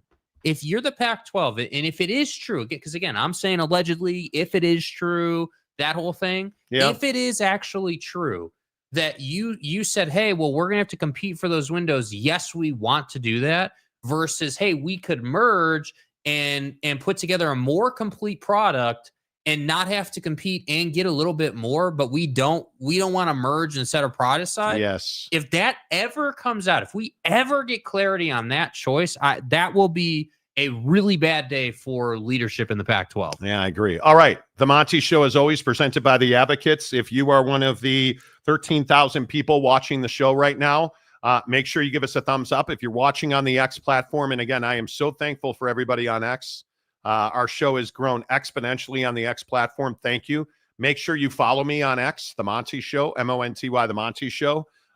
Jake is SLC Jake on X, Twitter, X, whatever you prefer. Make sure you give us a follow and come on over to YouTube. Give us a subscribe, hit the thumbs up button. Loner Phone says he made a donation. Oh boy, here we go. He did make a donation, and I did see it on Twitter. I wasn't able to grab the picture, but maybe I should call him the King of Thailand now, because he said Monty's army marches on, $50. Nice job, dude. Loner Phone, I appreciate you doing that, Loner Phone, man. I'll give you credit, bro. I'll give you credit. You've been on a very solid run lately. The last, you've had a good start to the year. I think you went to Thailand and just chilled the heck out. Yeah, man. like you kind of chilled out, and now you're chill. Like, I appreciate that. Good on you, dude. I appreciate everybody donating, you guys. And again, I'm telling you, if each of us donate $10, again, there's 13,000 people watching the show right now. If each of us donate $10, that's $130,000, man. That's a lot of bread for homeless kids. And I just continue to tell you that the struggle is real. And I just hope that everybody understands that if you're a homeless kid and you're going to school with not taking a shower every day, not getting a haircut. I mean, how many times as a kid did we get haircuts and rock a new backpack and look tip-top shape on day one? Dude, we had the drip. Homeless kids don't get to do that. And I think when you look at the way that we are going in this country, money is tight. So I appreciate everybody, like Loner Phone donating $10. Oh no, he donated $50. Like, giving $50 of your money is incredible. And I really appreciate that. It means so much. So get on Venmo, Advocates donations on Venmo. 100% of that money goes right to the road home.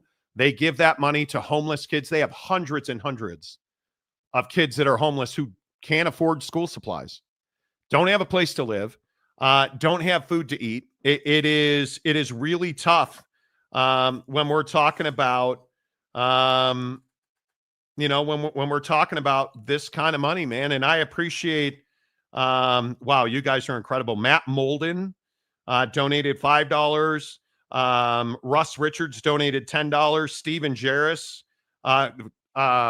Fat Jesus, donated $10 as well. Like, you guys, we are moving in the right direction. If you have it in your wallet and you have it in your heart, I just ask you, get on Venmo. Donate to the Advocates. Advocates donations. $10 is all we need from everybody. And if you don't have it, hey, man, I appreciate that. Thanks for watching the show. Thanks for thinking positive thoughts. Thanks for wanting to donate.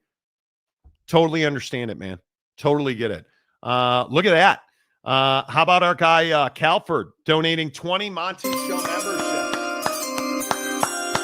Let's go, Calvert. Appreciate you, man. If you guys don't have a membership yet, what are you doing? Yeah, what are you doing? Right? What are you doing? Maury Alvarez, a member for 30 months. Okay, second 30 club player. Another member of the 30-month club. You guys, that was like an hour ago. Maury, I apologize. I have to say, I think Gabe's got you beat by one day, and I'm not exaggerating. Because Gabe came through. Well, but Gabe was the one who suggested we do memberships. I don't know. Have we ever told this story? I don't know. Gabe Ledley, Lopes fan Gabe, has been with us for over a decade. I mean, it's been a very long time. And when we first went to YouTube, remember the Periscope days on X?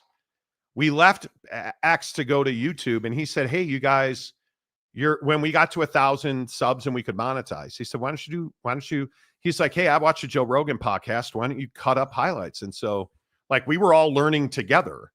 And then we got really serious about it. I took a bunch of classes on it. And then he said, well, why don't you guys do memberships? $2, people can support the show. And I started memberships. He was the first, I think he was the first one, Maury. I think he had you beat. But Maury, you're a long time. It really is 1 SEC, 2 Big 10, 3A, Big 12, 3B, ACC. I don't disagree with that at all. I think that you're exactly right. The Big 12 and the ACC are on the same level. I don't disagree. Calford, what's up, my guy? Good to see you. Appreciate it.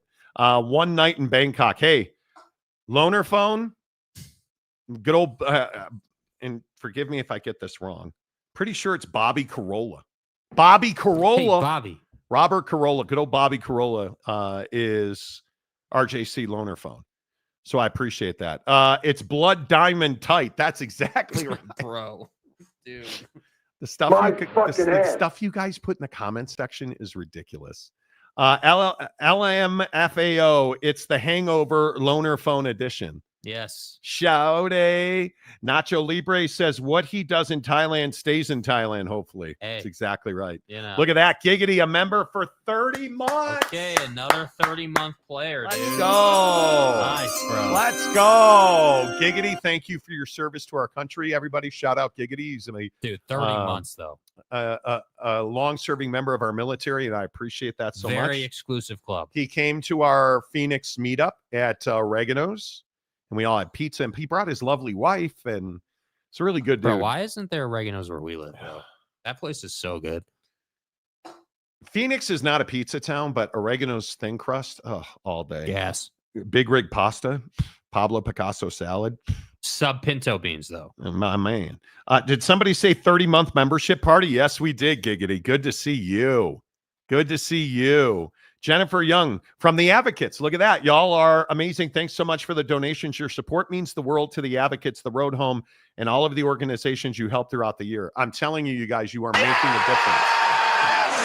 And again, I say this because we are well over now 15,000. Look at you guys on Dude, X is flexing the last few days. X is flexing the last few days, you guys. It is. I really appreciate everybody watching. Well over 10,000 viewers right now live on X. Thank you guys for watching the show. Retweet the show, like the show. Yes, please. If you're watching on X, please retweet. That makes a big difference. And I know that our X and our Facebook have just crushed lately. I really appreciate that, you guys. Thank you so much. But you see right here the difference you guys make when we put hundreds and thousands of dollars into our communities. You understand the net benefit of that.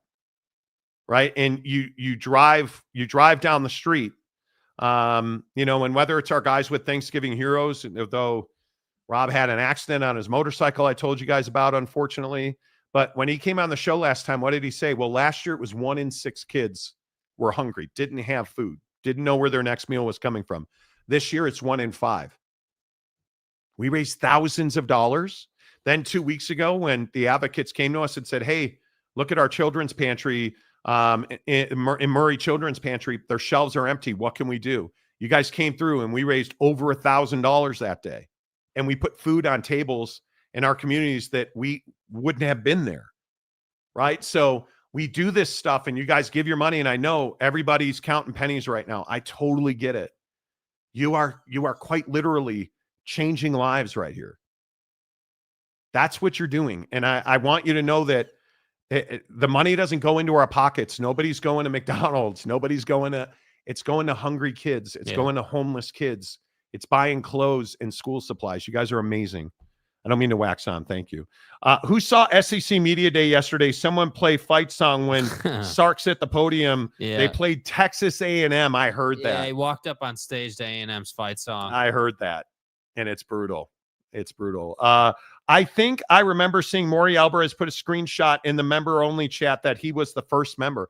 Listen, if Maury was the first member, that's amazing. Great. Yeah, I know. I just know that there's only like, I think it's, I'd have to go and look, but I think there's like 5 people that are the like group of people that were the first members. And if Maury's the first one, great. I don't really, to me, it's, and Maury's come to the Maverick Center and said hello. He brought his kids to the Maverick Center. Like he had to come back to Salt Lake here for a funeral, brought his kids by the studio. Like Maury's a long time. He's one of our favorite listeners. So yeah, it's all good. And the glizzies in the video, that was well done, dude. But you got to stop the bags of pepperoni, and I'll play it again just because Maury's amazing. But the olives too, like, dude. I can't, you guys. I cannot do pepperoni. It's not good at all. Why are you so excited? And that's up to give to the kids in need. Here with the unwashed masses, looking to see what people will eat to donate to the advocates. Gosh, oh my gosh, Dad, can I tell you what I found? What I found? Pepperoni. You know what's special about pepperoni? I would eat pepperoni to donate for the advocates to help children in need. Hey, Monty. I'd eat olives to donate to the kids in need. Hey, Monty. I'll eat off of a roller for the advocates. No. No, we're not. No, and no, hell no. My wife loves olives. Dude, you never, ever, even if there's a fire, I will not be eating olives. Right. But listen, he's got the advocates in there. Oh, he's got great submission. He's got his kids in there. He's got the quote unquote great unwashed in there, which is a show reference. Like that's amazing. That's a great submission, dude. That's why Maury's amazing. And it's also sub 60 seconds, which is the rule. I mean, it truly is. Oh, Lopes Van Gabe. Greg was number 1. Chris Karn was number 2. Then yours truly was number 3. Okay, let's go. I mean, I like it. I think you guys want to compete for who is number 1. I'm saying let's go. I'm a big believer that all of you guys. Dude, the 30-month club is a very exclusive situation. It is goated. Yeah. It is goated. It is not. It certainly is not a big group. There is no question about that. But wait, what did we miss? Did Jennifer Young says Lopes Van Gabe the Venmo comment makes my day. I've been screenshotting and sending to Tim. Keep the comments coming. I don't have a screenshot from Buddy. What did you say? It doesn't matter who's first. It matters who stuck around. Darn right. That's facts, bro. Darn right. Facts. And you're one of them. Priceless, the OGs. And it's been weird. The show this has been the slow period. Today is allegedly the slowest day in the sports year on the sports calendar. There's no Major League Baseball, no NBA, no NFL, no college, nothing. There might be bass fishing. Today is allegedly the slowest day. And now we're straight downhill to football season from here. Calford is donated to the advocates. I don't know how much, but wow, Calford, you're a stud, dude. Yeah. Appreciate that, man. Yeah, see you guys. Let's go. Let's go, man. Please forgive my spelling mistake. Oh, did you say Satan's giblets? That's exactly right. Yes, olives are not good. Toot Pants, lunch today, sandwich with pepperoni, deli meat, and blue cheese. No. Blue cheese is worse. I'd rather eat olives than blue cheese. Bro. If you had me strapped to a table and you were shoving food down my throat, please, if it's only blue cheese and olives, do not mix them. Just give me blue cheese. I'll die a quicker, worse death if you give me olives. That would be no. Terrible. Let's see. Toot Pants. UNLV has free exit clause from the Mountain West Conference if invited to a P4. They all do, by the way. SEC, Big Ten, ACC is doubtful. Any interest from the Big 12 and UNLV? Well, we reported this on the show exclusively that the Big 12 and the Mountain West had talked. And Oregon State fans lost their ever-loving mind when I said this. Sources told me straight up, and Scott Barnes refused to comment. I think I told you that on the show as well. We reached out to Oregon State. We had very good sourcing that Scott Barnes was calling Brett Yormark. They had multiple conversations before they signed their grant of rights. And now in their grant of rights, they can get out for a P4 as well. But before he recommitted to the Pac-12, the effort was made to get into the Big 12 to see if that was at all a possibility. And clearly it was not. But I look at these rumors about, hey, what is the Mountain West doing? I think we don't know the depth of effort that's being made behind the scenes. We'll never know every conversation that's happened. But I can tell you, I feel pretty good about Oregon State trying to get into the Big 12. I feel very good because I've talked to parties involved all across the board. UNLV absolutely had conversations with the Big 12. And I just think it's the wrong time and space for the Big 12 to expand. There's no impetus for them to do that. Why would they do that? Why would they cause the exposure of that? Right. So it's awfully difficult to see that happening, in my opinion. But I think Oregon State is, as I always like to call Oregon State, they are the aggrieved party when it comes to the meltdown of the Pac-12. Mm-hmm. Oregon State didn't ask for any of this. Oregon State was doing it right. They had a great football program, strong basketball program. Across the board, their sports were good in Corvallis. Reser Stadium, completely renovated. Like, they were doing it right. Pac-12 fell apart. Everybody left, and you're just in limbo. And I really hope that, because I'm a huge Scott Barnes fan. I'm a believer in Scott Barnes, the athletic director at Oregon State. I hope they end up in a P4. My heart breaks for you if you're a Washington State fan, because I think you are stuck in the mud. You don't have the finances. Your faculty and staff does not want to promote or put more money into sports. It's going to be a long, plodding, difficult road for Washington State to get back to prominence in sports. I think it's going to be very difficult. Jeremiah Champion, I still question why Cincinnati's in the Big 12. Because when you added Cincinnati, did you have another direction? No. You got to remember the Pac-12 was still intact. Because remember our reporting during the Pac-12 meltdown, Tom Homo was back-channeling with Utah. Tom Homo was working behind the scenes, according to our sourcing, trying to, grease the skids, open lines of communication with Utah to make that process.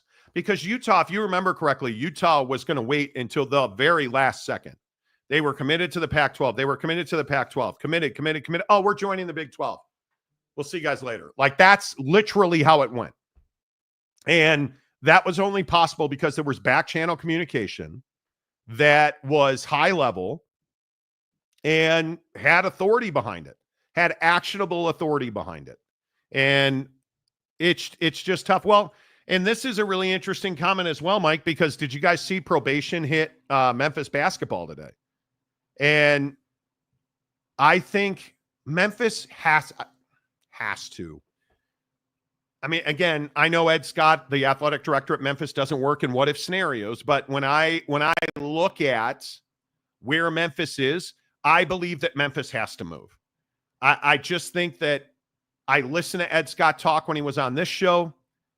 We had long conversations about what Memphis's value is, and I don't see that the Pac-12 can bring equal value to Memphis. I don't live in a what-if scenario. Right, and then you listen to Ed Scott talk about the Pac-12, it's not good. If y'all haven't seen the latest reports of what's going on between the Mountain West and the Pac-6, 7 right now, this is a fluid situation, right? So that's the other thing. When we talk about the decision that was made by the University of Memphis to not join the PAC, as I like to call them right now at this time, that was not a binary decision. That was not a no, we're not ever going anywhere. That was based on the offer that was presented in front of us, that we're not taking that offer because we don't think less of ourselves. And I came here for a reason. You heard me in the press conference. You've heard me in any interview I've done. I'm bullish on Memphis's future. And so I think sometimes we get enamored by the new and we want to take a bad deal. And that deal was not a good deal for the University of Memphis. It certainly wasn't a good deal for our athletic department. And most importantly, it was a really, really bad deal for our Olympic sports. Pragmatic thinking. business thinking, welfare of human beings, right? Memphis has no need to stress itself. They're so deeply embedded in their community. That community supports them. FedEx supports Memphis. They have a good footing. Why risk it? And I think that's why you're seeing that Memphis isn't in the Pac-12, and it's going to be an awfully difficult sales pitch to get them to do football only as well, because that doesn't help their basketball program. And I'm telling you right now, if they do not have, if they're going to make a move, it's going to be to help the football or the basketball program. And if it hurts the basketball program, there's no point in doing it. There's no point in doing it. Yeah. It's as simple as that. All right, a couple more, because we got to get to this Fox Sports situation. Jeremiah Champion says, I guess that's fair. It's tough, dude. Chewy, Utah was trying to be a team player for the Pac-12. When that failed, we became a team player for the Big 12, no question. Except dumbass AD Mark Harlan complained about BYU game and made us look bad. I think Mark Harlan's a stellar administrator. Mm-hmm. And I think Mark, depending on who you believe, should have been or was in line to be the next commissioner of the Pac-12. I think Mark Harlan has done just about everything he can do to protect the best interest and promote the best interest of the Utah Utes, their athletic department, and every one of his student athletes. And I don't love what Mark Harlan did. We took him to task on this show for it. But you guys, there's very little he's done wrong. Yeah, I think it's a moment.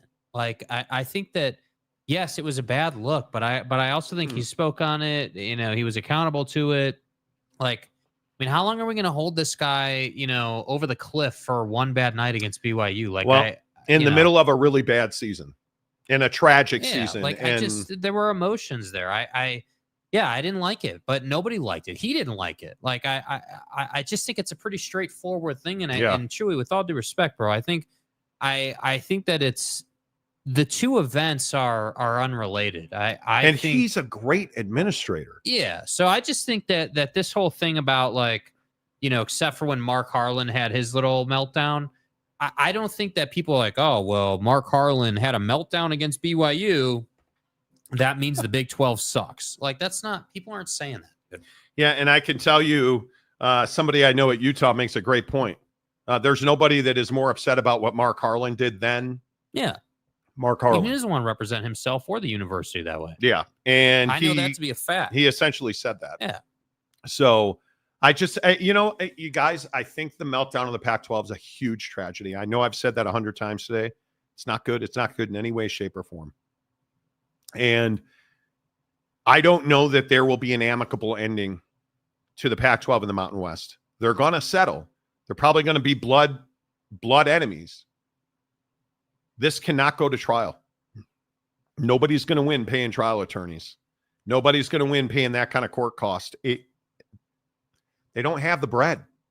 Neither one of these two conferences has the money to just literally light it on fire. Jimmy, do you know how many billable hours it's going to be if this goes to trial?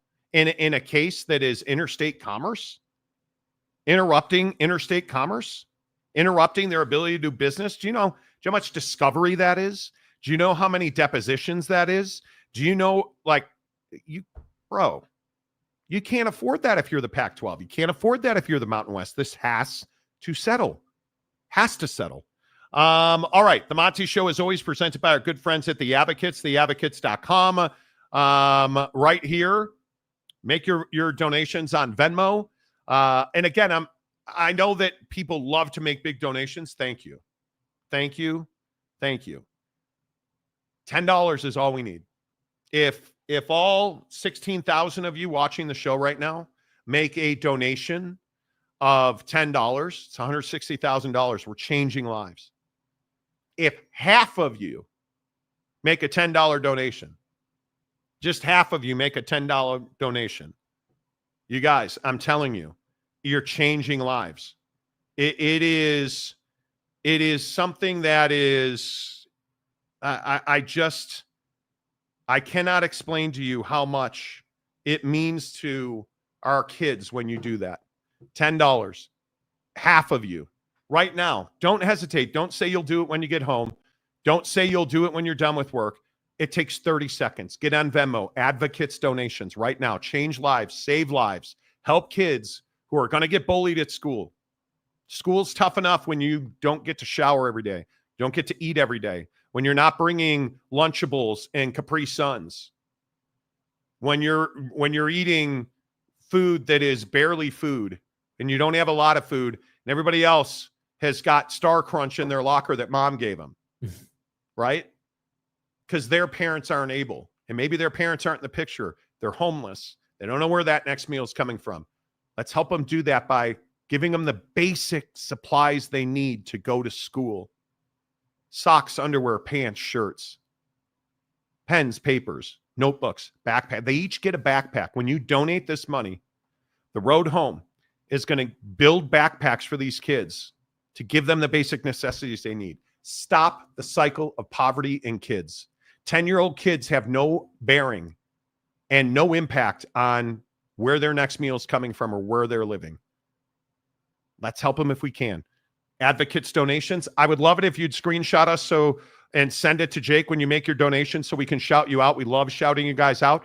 But if you just want to do it anonymously, whether you're on Twitter, Instagram, Twitter, Facebook, if you're watching, obviously, on YouTube, I am not slighting our YouTube audience at all. If somebody was asking me if we were trying to promote more on Twitter, no, you guys. X is just a platform we put a lot of effort into using and growing. If you're on the X platform, please follow our channel, The Monty Show. Just hit follow. Please retweet our video. It's helping us right now. We've had over 21,000 views on Twitter alone today. We're growing, man. Get on board. Hit subscribe on YouTube. Give us a follow on Twitter. Get to Venmo. Make your donation. All right, let's come back and talk about Fox Sports because they dropped a bombshell, or there was a bombshell dropped about Fox Sports today. Can they thrive and survive? When you've been injured in an accident, one thing leads to another. Your injury leads to treatment. Treatment leads to hospital bills. Bills lead to debt. Debt leads to stress. The advocates can help relieve that stress. Having an advocate attorney on your side leads to faster resolutions, fair outcomes, and a peaceful recovery for you. You deserve an advocate. Yes, you do. You deserve an advocate 24/7, 365 at theadvocates.com. One of the guys in our members only group got hit by a semi-truck driving to work today. And what's the first thing everybody said? Hey, get to the advocates, because the advocates are your semi-truck experts. They know that when you get into an accident with an 18-wheeler, the damage is more severe. And what comes with heavy damage? Usually some pretty significant injuries. You didn't deserve to get in that accident, but you do deserve somebody to fight for you. The advocates will give you clear, risk-free advice. They fought this fight hundreds and thousands of times. They know how to win. They know how to get you what you deserve. And the best part is you never reach into your pocket to pay the advocates. You have nothing to lose. There's no cost to talk to one of the best injury attorneys in the business right now at theadvocates.com, where you can chat with an injury attorney 24/7, 365, and it won't cost you a dime at theadvocates.com. All right, let's talk about the Fox Sports bombshell, because here's a question, just straight away. Do you ever turn on FS1? I'm going to tell you I don't. I even when the only time that I've turned it on in recent memory was several months ago to watch Live Golf. That's the only time I ever turned it on. No. I can't say all the shows. Did you guys hear Fox Sports pretty much canned all their shows but The Herd? I never watched any of those. Even like the Skip and Shannon show, never saw it one time. Undisputed. Thank you. Never saw it one time. I've watched Cowherd occasionally, but not in over a year. And that's a tough way to make a living. And I'm not telling you that I'm like the prime demographic. I might be a sex machine, but that doesn't mean that I'm the prime demographic, right? But I am a passionate sports fan. I am involved in sports talk pretty much every waking hour, whether it's watching Pat McAfee, Jim Rome, You name it. I'll be watching the Open Championship tomorrow, so I'm watching live sports. I'm listening to podcasts. Like I'm in the pipeline every single day. And I have no exposure to Fox Sports, which makes the move. Now, what did I tell you yesterday? Fox Sports missed an opportunity to hire Pat McAfee. Maybe they should go after Dave Portnoy and Barstool. I said that on the show yesterday, right? He's controversial, but Barstool's young. They're hip. They've got, foreplay for golf. Would make waves. They would make waves. They would draw headlines. So is it any surprise that Front Office Sports is saying that they've agreed to a deal with Dave Portnoy and Barstool Sports? The deal is controversial. And listen, I am for people making a living. I consume Dave Portnoy's talent or content. I think he's talented. I follow him on social. I don't love who Dave Portnoy is as a human being. His issues with women, degrading women, saying and doing heinous things allegedly, being accused of saying and doing heinous things allegedly. After a while, when's the benefit of the doubt go away? I don't love the move for that reason. It's why he couldn't stay at ESPN. You guys remember, then they do like the Barstool Bus or whatever that show was that they did for like 35 seconds at ESPN.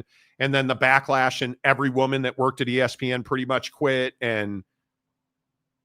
But this is Fox Sports. This is FS1. This is a different time. This is a different day.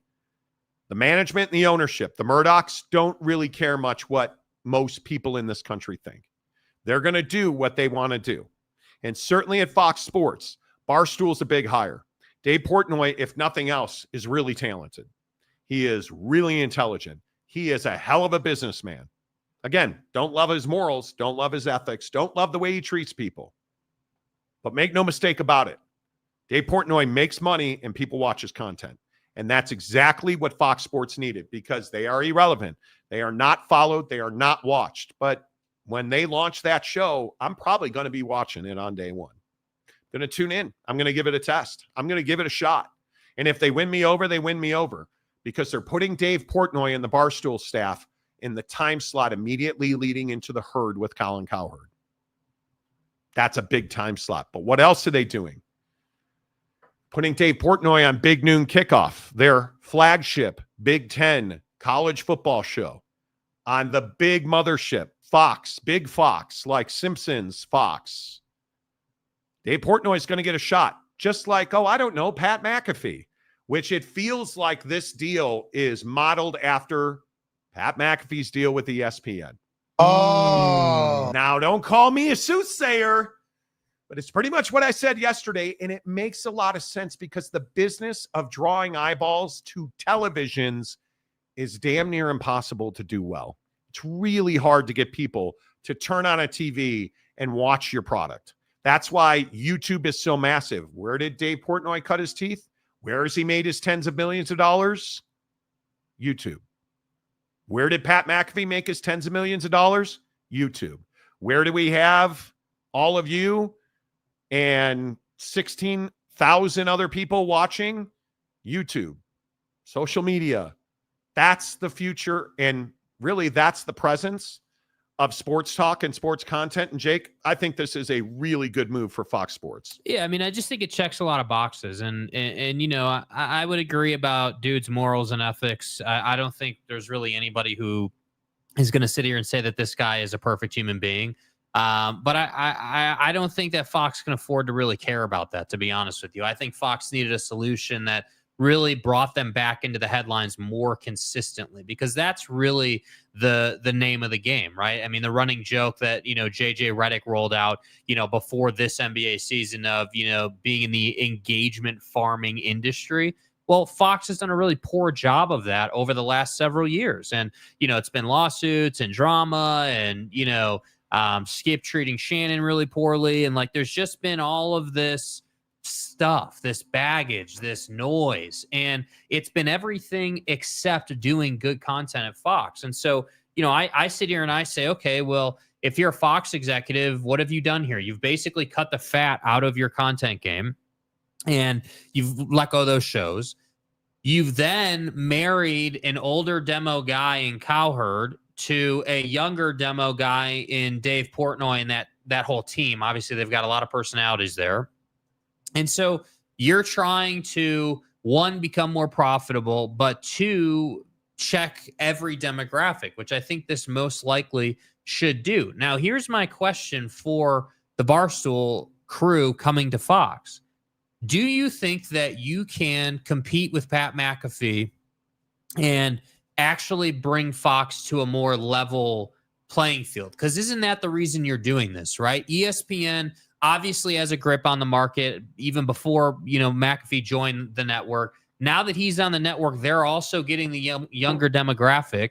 And now if you're Fox, you're sitting here saying, okay, well, we need somebody to reach into that teenager, that young 20-something, that middle 20-something, and grab their attention. It's everything from pizza reviews to golf to NFL takes, obviously, to college football takes. Like, it's everything that you would want. So I like the move overall, but I would be lying to you guys if I said it didn't concern me that it's at Fox, because Fox has had so many personnel issues over the years.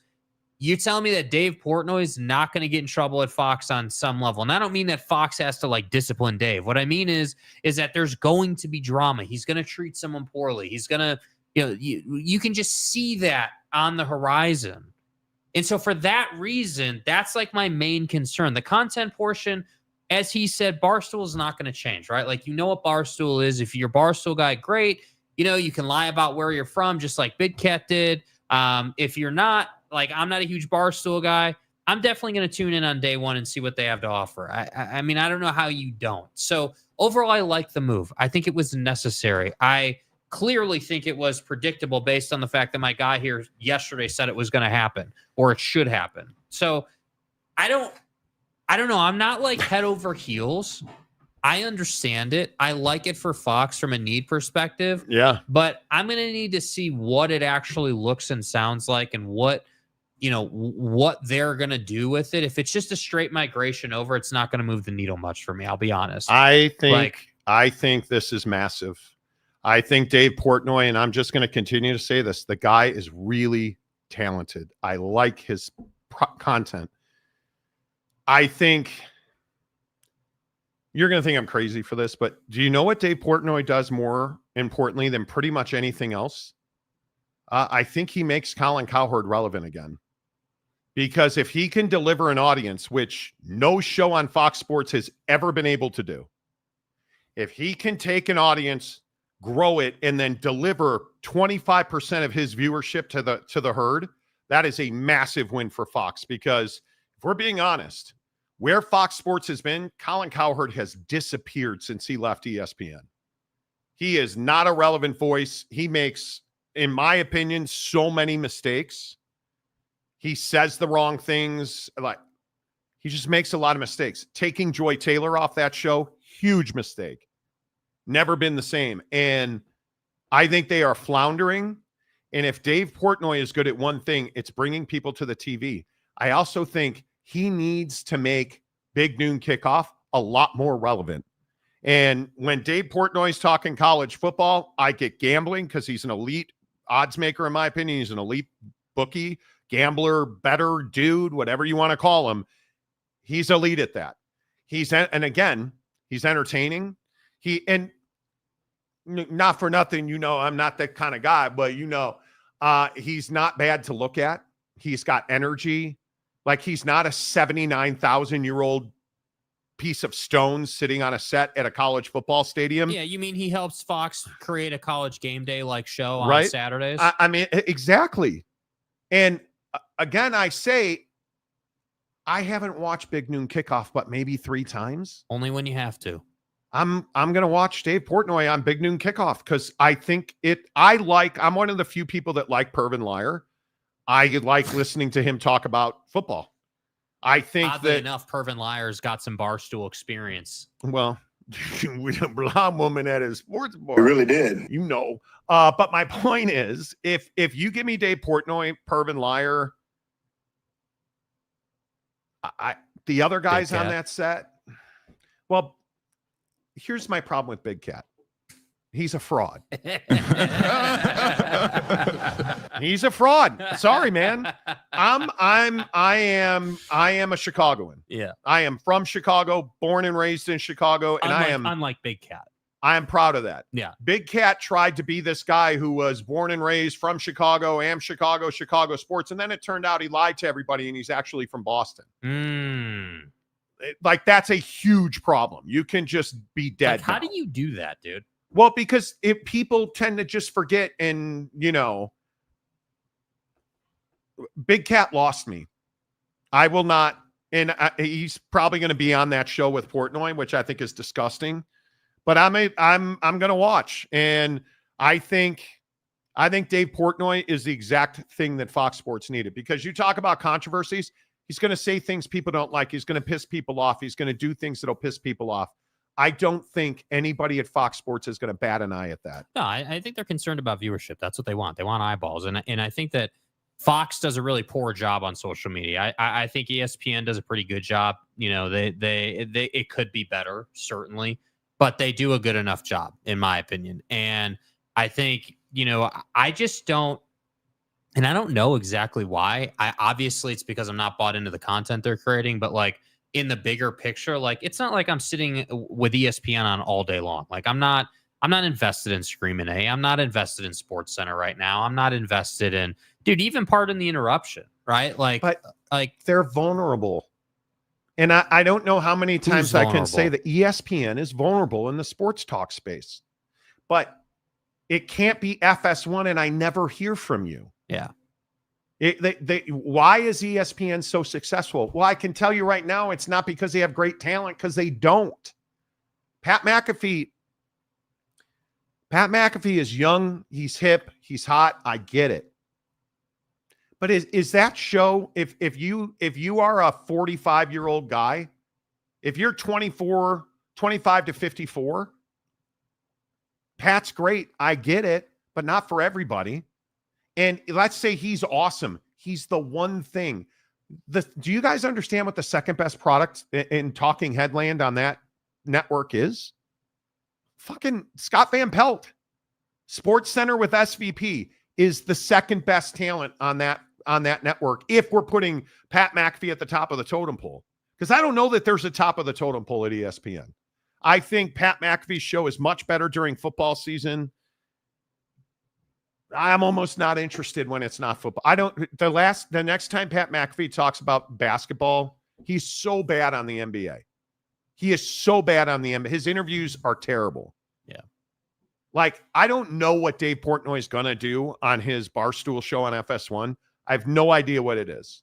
Well, that's my question. I mean, what is the take with it? Like, is Fox looking for, as I call it, a straight migration? Just, hey, take your content, put it on Fox. Well, you can't ask him to be something he's not. Right. But Dave is special because he's Dave. Yeah. Be Dave Portnoy. I'm not sure that I'm in the same place as you with Dave. I agree he's talented. He does good content and certainly is relevant. And that's why it's a good ad.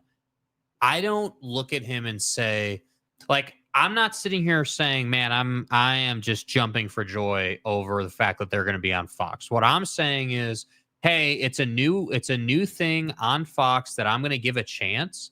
Yeah. And if you get me, you get me. And if not, then you're probably never going to hear from me again, because you never hear from me now. Yeah. Is he too controversial? Well, the problem is I look at him and then say, yeah, I know what you said about women. I know, like, I like the Big Cat thing. The negative stuff does sort of jump out at me. But if you can give me a compelling conversation that doesn't just feel so like college bro dorm room vibe. And if it cannot be Matt Leinart, and I like Matt, I know Matt pretty well. We worked together in radio a couple of times. But he's not compelling as a sports talk. Brady Quinn is very boring. He's X's and O's. Reggie Bush is pretty good. I don't mind listening to Reggie. I like Pervin Liar quite a bit. Dave Portnoy spices that thing up. I mean, to me, he makes a huge, he does. And again, I think the biggest thing is he brings people to Colin Cowherd. But if you're here to believe that Dave Portnoy is going to compete with Pat McAfee, that's not happening. Yeah. I don't think that Fox has the motor or the desire. I think Pat's Big Noon Kickoff can compete with College Game Day. I do. If they do it right, I think it can. I think that because one of the first things I'm always looking for if you're talking about competition with Game Day is the environment, the set, like the stage that you're creating, because Game Day does such a good job with that. And I do think that Fox does put a lot of money into that set and into creating a big environment. And you can't tell me that people are not going to show out for Dave Portnoy. Like he's shown you they do. Like they've proven that they get people to come out. Yep. So from that standpoint, I like this a lot for Fox for the Big Noon Kickoff product. But I think in the big picture, when you talk about parlaying viewership into Cowherd, that remains to be seen. I don't know if. I mean, you can't tell me he's not going to parlay any viewership into dude. Like I would think he would on some level. The problem is I just don't know. Cowherd should have gone back to ESPN. And Fox needs to play its card here real quick. They're the younger, hipper, faster network. That's why Skip Bayless never worked there. He had no substance. Nobody cares. The talking head shows can't be people screaming at each other. It's why First Take doesn't work. But I think that's the hard part for guys like us who do a show. Like, we know what you should be doing. Like, I can watch a show and I can tell you, yep, he's talking off the top of his head right now. This is not scripted. This is not something that he prepared to talk about, yet they're talking about it on national TV.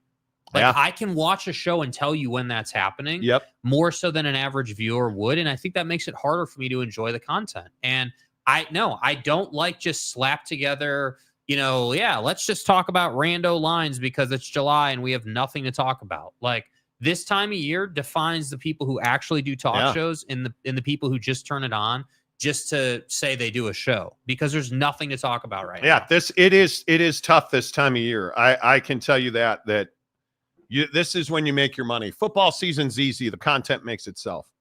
July after the All-Star game is not easy. Big Papa War Machine. Love me some Reggie. Takes me back to 2017. You guys understand how good Reggie Bush was as a running back? My God. Patrick Roybal. What's up, Patrick? Good to see you, my guy. Is Gruden included in that package? He's at Barstool. Not that I've seen. But I do think, now Gruden's an interesting one. To me, if I'm Fox, Gruden's a dark horse ad that I could potentially look at, and I think would absolutely make a difference. I'm curious. That's a great point by you. Yeah. Are they just going to turn that time slot over to Barstool, and will John Gruden be involved in that? Because John Gruden, and I know the emails and everything but time has passed now. Like, at some point, dude deserves a second chance, and I'm not a big proponent of that. But the guy's been creating content for a long time. Yeah, and you and I both know behind the scenes, those Barstool dudes are schemers, man. Like 100%, 100%. They are 100%.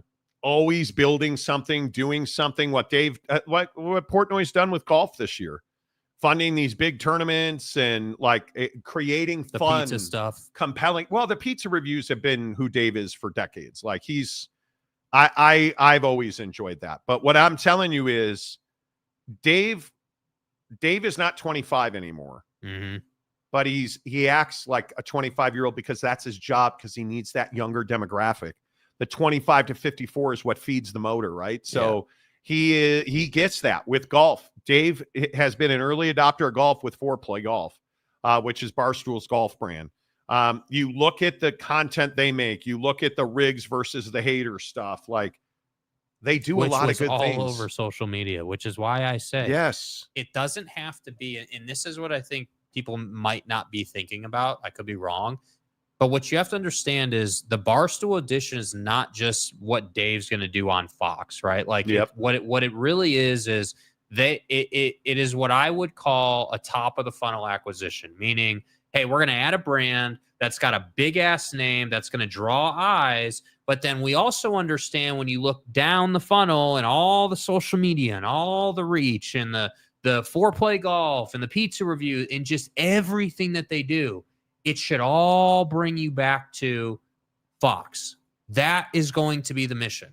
And if they can do that, it is going to be a great acquisition. But I need to see, when you watch football this season, you will know that this partnership is working if you've got big crowds for Big Noon Kickoff. If you've got big sets where they're not just standing on a fake mini football field, but they're actually they've got a screen behind them and they're touching the screen and like it's high tech and there's a lot of people and like when you think about rivaling Game Day and rivaling ESPN, that's what it takes. But to pay for that, you need the viewership. So that's how you will know if it's working or not working. All right, let's get to your comments. Don't forget, we are raising money for homeless children to have the basic necessities to go back to school today with the Advocates at theadvocates.com. Make sure you get on Venmo. Man, how many are we watching the show? We're at 18,000 viewers right now live on the show. Thank you guys so much for watching the show with us today. It's unbelievable that you guys are supporting us. Thank you. If you're on X, please retweet. Please follow us on X. Come on over to YouTube. Hit subscribe. We are really trying to push to get to 300,000 or 200,000 subscribers on YouTube during this football season upcoming. So let's make sure we knock that down. But all I'm asking you for today and tomorrow, just $10. That's it. $10. And we've got a lot of donations already today. Do it on Venmo, Advocates donations right here. 100% of your donation goes to the road home. You know how good the road home is. We've talked about them for years on this show. They really do a lot of work in our homeless communities here. And they're working with hundreds and hundreds of homeless kids who just don't have school supplies. So are they going to succeed going to school without backpacks and without clothing and without the basic necessities? They're not. Are we going to be able to break that cycle of homelessness and poverty in their lives? If they're not getting educated properly, we're not. So let's give them fresh clothes. Let's give them underwear and socks. Let's make them feel normal. Let's give them pens and papers. Let's give them a backpack. Every one of the kids at the road home that you donate your money to here is getting a backpack full of great supplies. Hook it up. Do it now. On Venmo, the Advocates. And if you want to donate $100, $1 million, I know we have people who routinely donate hundreds of dollars. I really appreciate that. But if it's $5 or if it's $10, whatever you have in your wallet, and if it's in your heart, please consider making a donation today. Advocates donations. Let's see. Sad Face says, sad face. Really, my doctor's office has sports shows in the lobby. He got me hook, line, and sinker. Who got you? Who's your favorite sports show? Put it down in the comment section. Brandon Butler, we work in education, brother. You know we can't afford no machines. Exactly right. Kim Coulter, hello, Kim. Thank you for your $100 donation yesterday. Great point on cow turd having disappeared, Monty. I couldn't agree more, dude. I think it was a really difficult decision. And like Roche's talking about his dentist's office or his doctor's office. How is Colin Cowherd invisible? Cow turd. Because ESPN's available everywhere. I could not tell you where to find FS1 on YouTube TV. I'd have to go look for it. ESPN comes up every time I turn on YouTube TV. Delaric, what's up, Delaric? I think only 10% would be better. Like 10% plus viewership, you mean? Okay. Anthony Olson, where have you been? How about the Kyle Filipowski 35-point performance in Summer League? He had a night. He did have a night, and he's somebody that contributed last year, but he's never going to be one of your top 5 guys. I don't think. I could be wrong. If you're the Jazz, is he one of your top 5 guys? He's never going to be Con Knipple, dude. And I see the comparison all the time. I do too. I understand the comparison. He's not that guy, dude. And I like him. I think he can be a really nice, kind of 3 and D complementary piece, 4-3 hybrid guy, but he's not a starter. Yeah, I agree. Big Papa War Machine. I remember Big Cat is from Boston because of this show. 5 or 6 months, I recall Monty shouting, "He's from fucking Boston." Yeah, dude. That really pissed me off because it changed the way I look at Big Cat. It really did. He lost me there. Yeah, he was a bro for a long time. Yeah, now he's not. He lost me there. Big Pun, if you can be of Chicago but can't claim from Chicago. No, you can't. That's exactly right. Pat is meh for me. So I think Pat McAfee, there's no in between. You don't have Pat just on in the background. You either like Pat or you hate Pat. And I think I'm one of the guys who vacillates back and forth. Yeah, Patrick. Is Gruden included in that package? He's at Barstool. I think it's a great question. Brandon says the biggest mistake media makes is trying to turn people into what they are not. You don't hire Howard Stern to do children's radio. Agreed. Exactly right. Agreed. Love me some Reggie. Yep. This is why the Monty Show is the best. Oh, I appreciate that. Thank you. Sad Face Roche. ESPN is a long-time established brand. Fox hasn't achieved that, and not even close, but they've been trying for years. I worked at Fox Sports way back in the day with The Last Word with Jim Rome back in 2000. So what is this, 25 years ago? On the Best Damn Sports Show. Remember Tom Arnold and Chris Rose? And they've been doing this for 25, 30 years, and they've never succeeded because they don't promote their talent well. Right? How is Fox Sports not getting the push that Fox News gets? Fox News Nation. Think about that. Think about that. They don't. There's the whatever the machine is at Fox is broken in that way. Fox Sports Radio, much the same. You never listen to Fox Sports Radio. No. Never. Chris Faithful says Barstool mini golf comp. Well, it's good. I'm telling you, they know golf. Fat Jesus. I'm 57 and I prefer my hosts wear sleeves. Okay. I probably should put some sleeves on. And donuts. Pat Shine is wearing off. He's kind of a sellout. He is very much. And a lot of people agree with you on that. Jeremiah Champion. I don't care if they are wearing sleeves. Clothes is one of the lower end determining factors for me. Here's the deal, though, dude. I think that there are limits to how casual you can take it. And I think that I understand, dude. I understand that Pat, that's the vibe of the show, right? Like, it's just different. It's not that serious in studio, traditional topic-based show. That's not what his show is. No. But I'm also not here for, tank top sloppiness when you're not educated on the NBA or the NHL or Major League Baseball. And I'll be honest, I rarely watch your show now because of it. I don't care, what the secondary voices have to say because they're secondary voices. If your main guy can't even give me a good take, I'm not interested in what the secondary guys got to say. That's the problem. Totally agree. 100%. And I don't mind much that Pat is sleeveless. I mean, it bothers a lot of people. I wear a polo shirt every day, frankly. During the wintertime, I wear a quarter zip pretty much every day. I have like a quarter zip in every color of the rainbow, I think. But it does, when you're doing game day or if you're on location, you might put some sleeves on. You might put a polo shirt. There's a difference. There's a very fine line. And I think to the point of like, hey, his shine is wearing off, one of the previous comments. Yeah. There's a very fine line between people like the shtick versus you're a try-hard guy. And Pat has, for me, turned into a try-hard guy that's trying to knee pad every guest that's on that show. And that's my problem. Yeah. Yeah. I don't disagree. And I could get around that if the takes were deep and educated, but they're not. And that's why I don't watch the show. Chris Faithful, did you see McAfee trying to field the political question at the All-Star press conference? I did not. I used to be a daily consumer of the Pat McAfee show. And I honestly, I don't watch it anymore. I'm much more into YouTube golf and podcasts now for sports. It just is not my. I'll go back during football season. He's terrible on baseball. He's terrible on basketball. He's terrible on Caitlin Clark. He's just the only reason his interviews are awful, dude. The only reason, in my opinion, right now, because I do think his ability to build a topic and talk through a topic has degraded since going to ESPN. Yes, because I feel like Pat's gotten lazy. Yeah, and so the next thing I say might come as a shock, but I'm not, even during the football season, I'm not going there to listen to him talk about sports. No. I will be there for the Saban interview. I will be there for any other marquee interview. I agree. I won't be there for a beat writer guy or I don't care about what Pete Thamel has to say on Pat McAfee's show. If that ever were to happen, I've got your Twitter. Cool.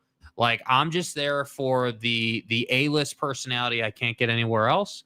And then I'm turning it off. And if I don't catch it, I'll go back on YouTube and find it. Yeah. Jeremiah Champion and I do agree with the try hard statement for sure. I think there is some of that. A couple more. Patrick Reibel. McAfee was better when he was independent. He's trying too hard now, and his takes are awful. And yeah, his interviews are all slurp fests. Yep. It's brutal. It's brutal. Jeremiah says, I'm always for the polos on this show. I wear a lot of them.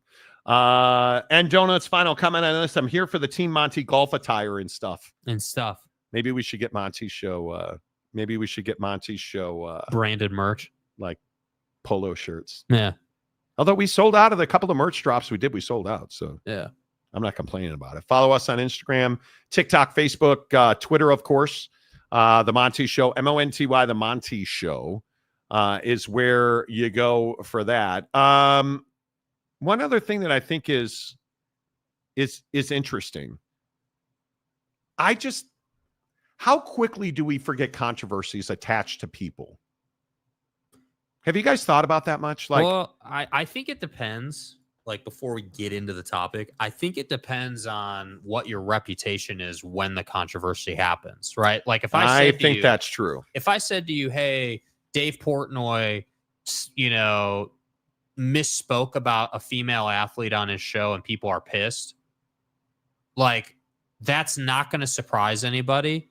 And that controversy will only add to his reputation and add to the conversation.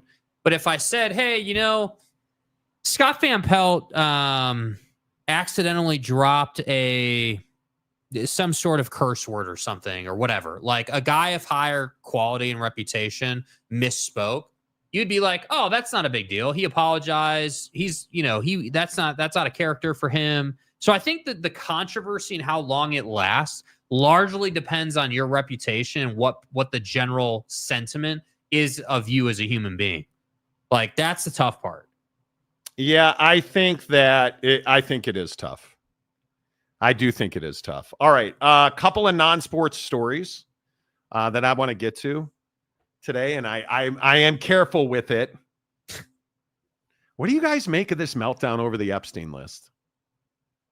This is crazy. The story I saw this morning was a Donald Trump Jr. tweet from 2023 where he was talking about how you got to release the Epstein list. Who would protect these scumbags?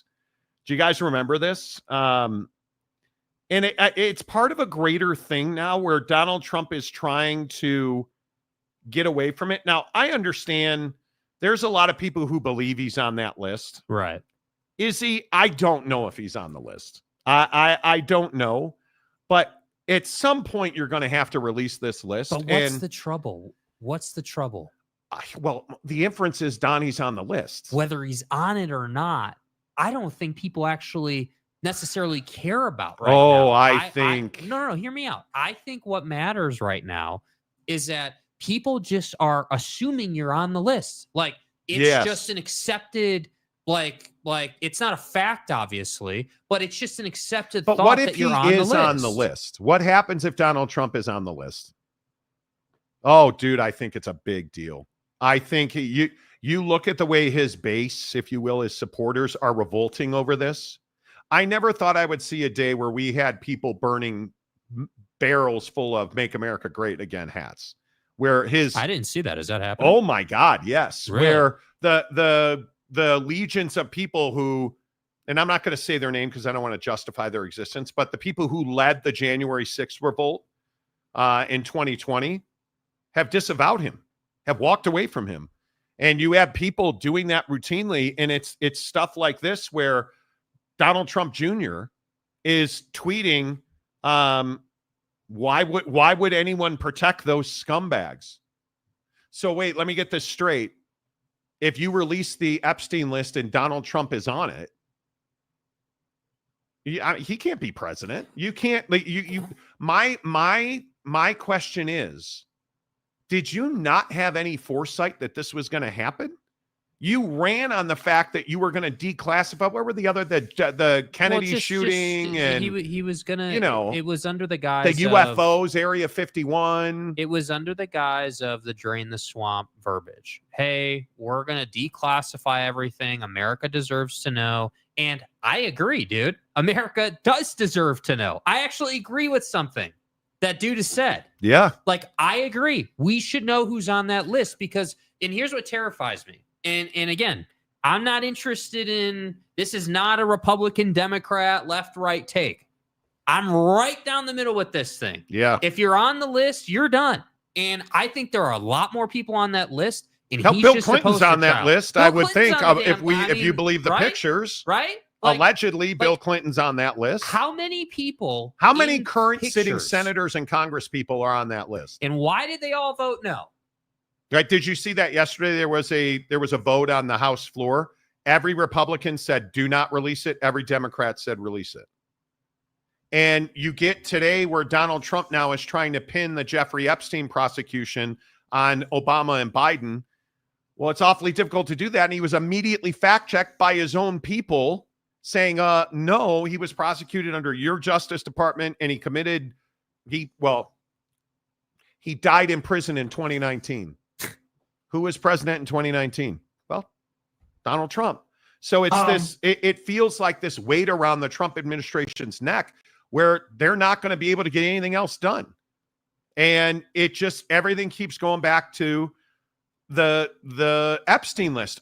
You've got to release this thing. Yeah. You have to release this thing. You cannot anymore hang on to it. Well, and I also think that, when something of this magnitude is hanging around the administration, if you will, it I think exacerbates the misspeaking of facts. Like, and it forces you. Mm-hmm. I almost feel like, because when someone's under pressure, it ups the chances that you're going to misspeak or you're going to put someone in a tough position. Like the position he put Pam Bondi in is really tough, right? Very much so. Like you're asking her to clarify what she meant when she said the client list was on her desk. It's rough. That's a really tough spot to be in, dude. It's rough. So that's why I'm saying, I'm not saying dude's on the list. What I am saying is that it looks like he's on the list, and perception 9 times out of 10 in our country is what people just accept to be reality. And that's what I think is really tough, dude. You're someone who won a campaign by going on Joe Rogan's show, being dominant on social media, being in the public eye, dominating the conversation. That's how you got to the White House. Was there any bigger supporter of Donald Trump's than Marjorie Taylor Greene? No. And you look at what's going on. It's X. She released a statement yesterday saying, quote, Marjorie Taylor Greene, and I'll screenshot it because I don't want people thinking that I am misrepresenting Rep. Greene's words because I am not. But she released a statement yesterday talking about how this has to come out and we have to do this and we have to do that. And okay. And then she goes on Twitter and said, America deserves the truth about Jeffrey Epstein and rich, powerful elites in his circle. The line is drawn with anybody who abuses children and vulnerable, innocent people, which you can see people added context to it because she immediately then went to the House floor and voted not to release the list. So you now have the conservative media, because Donald Trump essentially now what he's done, because he doesn't want to talk about this anymore. I think we all have known that for 3 weeks now. He has tried to kill this story. He's gone to all of his conservative voices, whether it's Sean Hannity, Charlie Kirk. I mean, pick your guy. He went to all these conservative voices and said, put this to bed. Tell people we need to move on from this. We've learned what we've learned. And then they didn't stop talking about it. The problem is that I think it's such a powerful issue. The public is not going to let it go until we have the answer. But can he recover from this? This is a question I have. Can he recover from this? Because he's lost Joe Rogan. He's lost Dan Bongino now. Patel and Bongino are threatening to resign if Bondi doesn't release. This is turning into a shit show now. Yes. And it's dominating your administration because you ran on releasing the Epstein list. It's a wildfire in the administration, dude. Knowing, and Donald Trump, my feeling is he's on the list. He is on the list, and I think it's why you had so many people. You had so many people trying to. You had so many people trying to get this list released, and now he's talking about James Comey. He's talking about Barack Obama and Joe Biden and blaming it on them, and talking about talking about how Joe Biden was a Russian asset. He had his great, and I'm not even going to say the other guy's name in his administration because Stephen Miller. I think he's a nut job, but you have people out there trying to spread this rumor about this list being released or not released. Or Joe Biden is not a Russian asset. So when you James ask Comey me, isn't the deep state. Dude, when you ask me, do I give a damn about Donald Trump writing an executive order for college football? No, I don't. Yeah. And Mike, that's great. You hyped it up and ran on it. It's very difficult to tell people in conservative corners of this country who supported you and voted for you based on the fact that, and you look at the things that he's struggling with, this big, beautiful bill that's not so beautiful. Hey, tax on tips and no tax on overtime and no tax on tips. And we're not going to touch, Medicare and Medicaid and food stamps. And we're going to release the Epstein list. And none of that's happened. And so now his supporters are revolting. And my question on all of this is, can he recover from this? We're less than a year in office. And now inflation is up. And the tariff stuff tanked the market. And well, in the Federal Reserve situation with Buddy not wanting to fire him. But again, this is the messaging thing. Mm-hmm. Like with Powell in the Fed. Yeah, Jerome Powell. We're talking about how Powell needs to be fired so that we can get the real estate market going. This is the latest talking point out of the administration.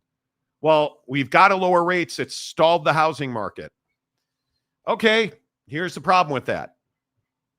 Lowering the Fed rate, cutting the federal interest rate does not lower mortgage rates. And only because we're in real estate, we worked in real estate, we were licensed agents in Arizona, do I know this? Because I actually went to real estate school. You guys, the mortgage rates follow the yield on the 10-year note. They do not follow the Fed. So you can cut the Fed rate to zero, and that's not going to fix the real estate industry. And the bigger issue is, and I think this is what Jerome Powell's been saying, we can't cut this rate because Donnie wants it cut to zero. That's what he wants. You can't cut this rate to zero because what's it going to do? Inflation's going to skyrocket. Because what's going to happen is people are going to have money. People are going to spend money. There's going to be, so what happens when everybody's flush with cash? What happens? Well, prices on everything go up because people have more money and they're willing to spend their money. That's what nobody's talking about.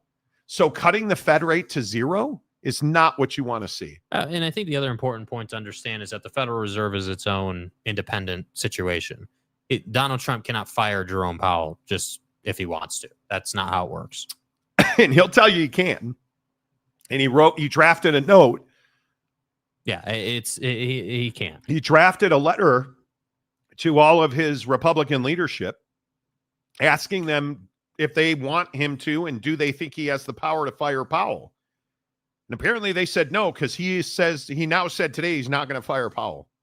So I bring all this back full circle to say, can Donald Trump's administration recover from this? And on top of that, now, what are we seeing being amplified? His health issues. Did you see the photos of him at the Club World Cup? His ankles are 3 inches. Yeah. Swollen out 3 inches from his feet. His hands are. There's a photo of his hand bruised that they covered up in makeup that people are questioning. Yeah. Oh, and look at that. Maureen Comey, a federal prosecutor in the case against Jeffrey Epstein and the daughter of James Comey, has been fired as the U.S. attorney. There you go. It's not going to end. It's never going to end, right? Federal Reserve rate is related to inflation and credit debt. You drop those rates and debt and inflation skyrocket, and you're going to see things like auto repossessions. In the auto industry, dude, I'm trying to buy a new car right now. I have 830 credit. And the car market is so stupidly overpriced right now. You can't buy a used car. BMW is offering me 0 down, 0% if I buy a 2025 X5M. And I said no. And they're like, well, what if we give you dealer cash that'll lower that by $7,000? Because people are not buying cars right now. Mm-hmm. The BMW is offering me 0 down, 0% financing, and a $7,000 dealer cash incentive. Because I'm a quote unquote well-qualified buyer. And well-qualified buyers are not buying cars right now. Who's buying a car right now? People who probably shouldn't be. And so repossessions are up. Defaults are up. Look at credit card debt. Credit card debt is up. Do you understand that the average APR on a credit card in this country is 28.5% right now? Like it's a bad cycle. Yeah. It is a bad cycle. And I just don't know. Yeah, well, there's that too. This Rand Paul thing. If you guys haven't seen the Rand Paul stuff, it is wild to me. And he says, Comey being fired is interesting. Epstein, Maxwell, and Diddy. Trump was known to hang out with all of them. And, well, and her last name is Comey. And Donald Trump today, I'm not surprised to see this. No. Donald Trump today was talking about how James Comey is the deep state.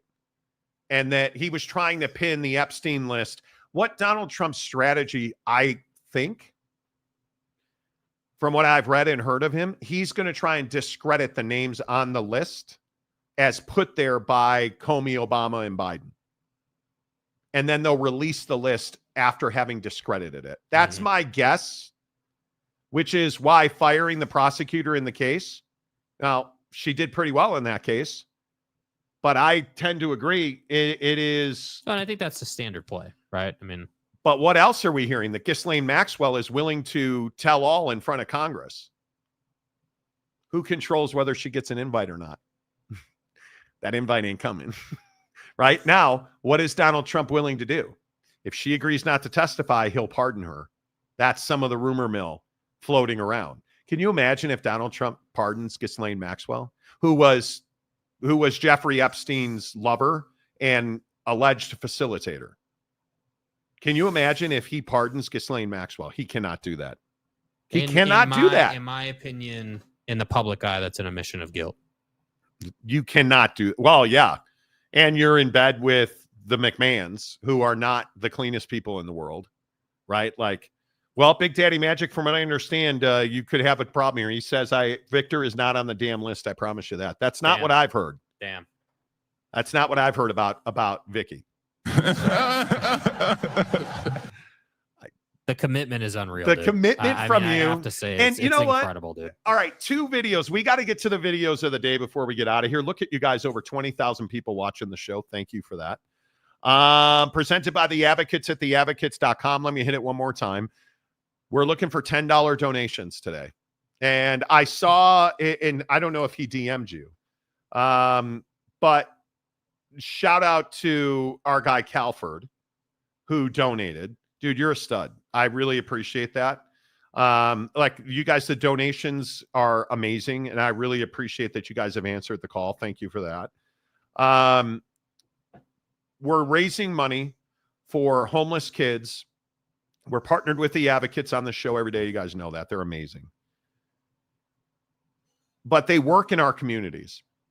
And again, it almost doesn't matter where you are. You know that they have offices in Montana, Idaho, Arizona, San Diego, Las Vegas. Like, everywhere you are, the Advocates are ready to serve you.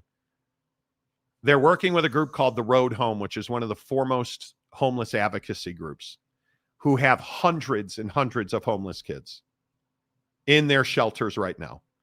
Let's give them school supplies. The Road Home is putting together backpacks full of needed supplies. Let's get this done. Let's really see what we can do over the next 2 days. And I'm just asking you, $10 is all you need. That's it. If you have it in your heart and you have it in your wallet, please consider getting on Venmo right now. Advocates donations on Venmo. $10. Homeless kids. If you want to put Monty in there, that'd be great. But homeless kids, school supplies, whatever you want. They read every memo section. Trust me. Brandon Butler today talking about diamond cutters out of a tight ass. You know, you do you, Brandon. I appreciate that. Have fun in the memo section, but just remember, every penny you donate goes directly to kids that are homeless who need school supplies. We have a chance to change lives. So let's do that. All right, stupid videos of the day. You guys have asked us to do this every day, and we watch a lot of TikTok on this show. So here's our favorite stupid TikTok video of the day. So if we have more than one turtle, all we're going to do is add an S, and now we have turtles. That's right, very good. Now if we have more than one goose, it'd be gooses. No, it's geese. You don't see how it's because it's more than one goose. Oh yeah, okay. Here, let me give you one more try here. Let's do this right here really quick. Let's do this right here. What word is that? Moose? Moose. Yes, very good. So more than one moose would be meese? No. I mean, mooses? Nope. Moosies? It'd be moose. You don't see how... If we have one moose, it would be moose. But if we have multiple moose, it would be moose. Okay. Good luck. Good luck. Good luck. And what would it be without a Big Daddy Magic video? Oh, dear. And they are amazing. Player. Nobody said that he has a nutritionist. Yummy. Hey, player. You know that place that serves tacos? Hey, player, let me show you something. Because of your wisdom, Gucci. Gucci. Managing we'll have somebody managing my money. But player, the Mormon guys, they got some money, player. What you looking at, you thong-wearing fatty? What? So anyways, I just want to tell you, I gotta go. So I hit him on his nutrition. I said, man, that's bad for you. Right? I'll even show you the video. I send him a video back. Okay, what the heck? Yesterday you were nude in a swimming pool. Today you didn't wake up till noon. And it's probably because you ate a Taco Bell Grande that shut your entire system down. And I don't want to know what else it did to your intestines because it's Taco Bell. But mix in a salad, dude. Like, you know, I mean, what about going to Jersey Mike's? What about... I don't know, where do you get a fast food salad since all you eat is fast food? But my point is, no more Taco Bell, man. Can't do it. At least go to somewhere. If you're going to kill yourself on fast food, at least go to somewhere good. Go to like Jack in the Box. Go to Wingstop and just get a fuck ton of wings. Don't. So his retort to that, you guys, he sent me this video. Hey, play, look at this. I got my Buffalo Bill Bell chicken wings, toast, salad, French dressing. God bless Victor. Buffalo, clown chowder, Malibu chicken. Look what I got for my side to make you feel bad. Broccoli. I mean, the guy's eating well. Meaning in volume, he's eating well, right? He's eating well. Look what I'm having. A second helping of buffalo clam chowder because we fucking hate Boston. What? Like, where does that come from? Where does that come from? Stay hard. Like, you do you, my guy, and I appreciate that, but you're gonna video BDM, you got to be hitting up Mary Jane first, you know. Yeah, Timothy. Yeah. Did you get my drop yet? No. Mormon Gucci tacos. Yes. And yeah, he's a legend. He's a legend. Like, it's unbelievable. Yeah. The life that Big Daddy Magic lives. Let's hope he lives forever. Right? As long as this show's on, I hope he's sending me videos. And I mean, yeah, he is a Utah treasure. And Quite literally, he is a paparazzi. He goes and gets autographs, takes pictures, like wrestlers, BYU, Utah, the Jazz, your mom. He's got them all. Mm-hmm. He's got them all, dude. The guy is an absolute legend. He is incredible. All right, that's the show for today. We'll be back tomorrow. Please consider, if you're watching this on the replay, please consider making a donation to the Advocates. 100% of that donation goes to give school supplies to homeless kids. Let's do it, man. Right now, Advocates donations. Advocates donations on Venmo.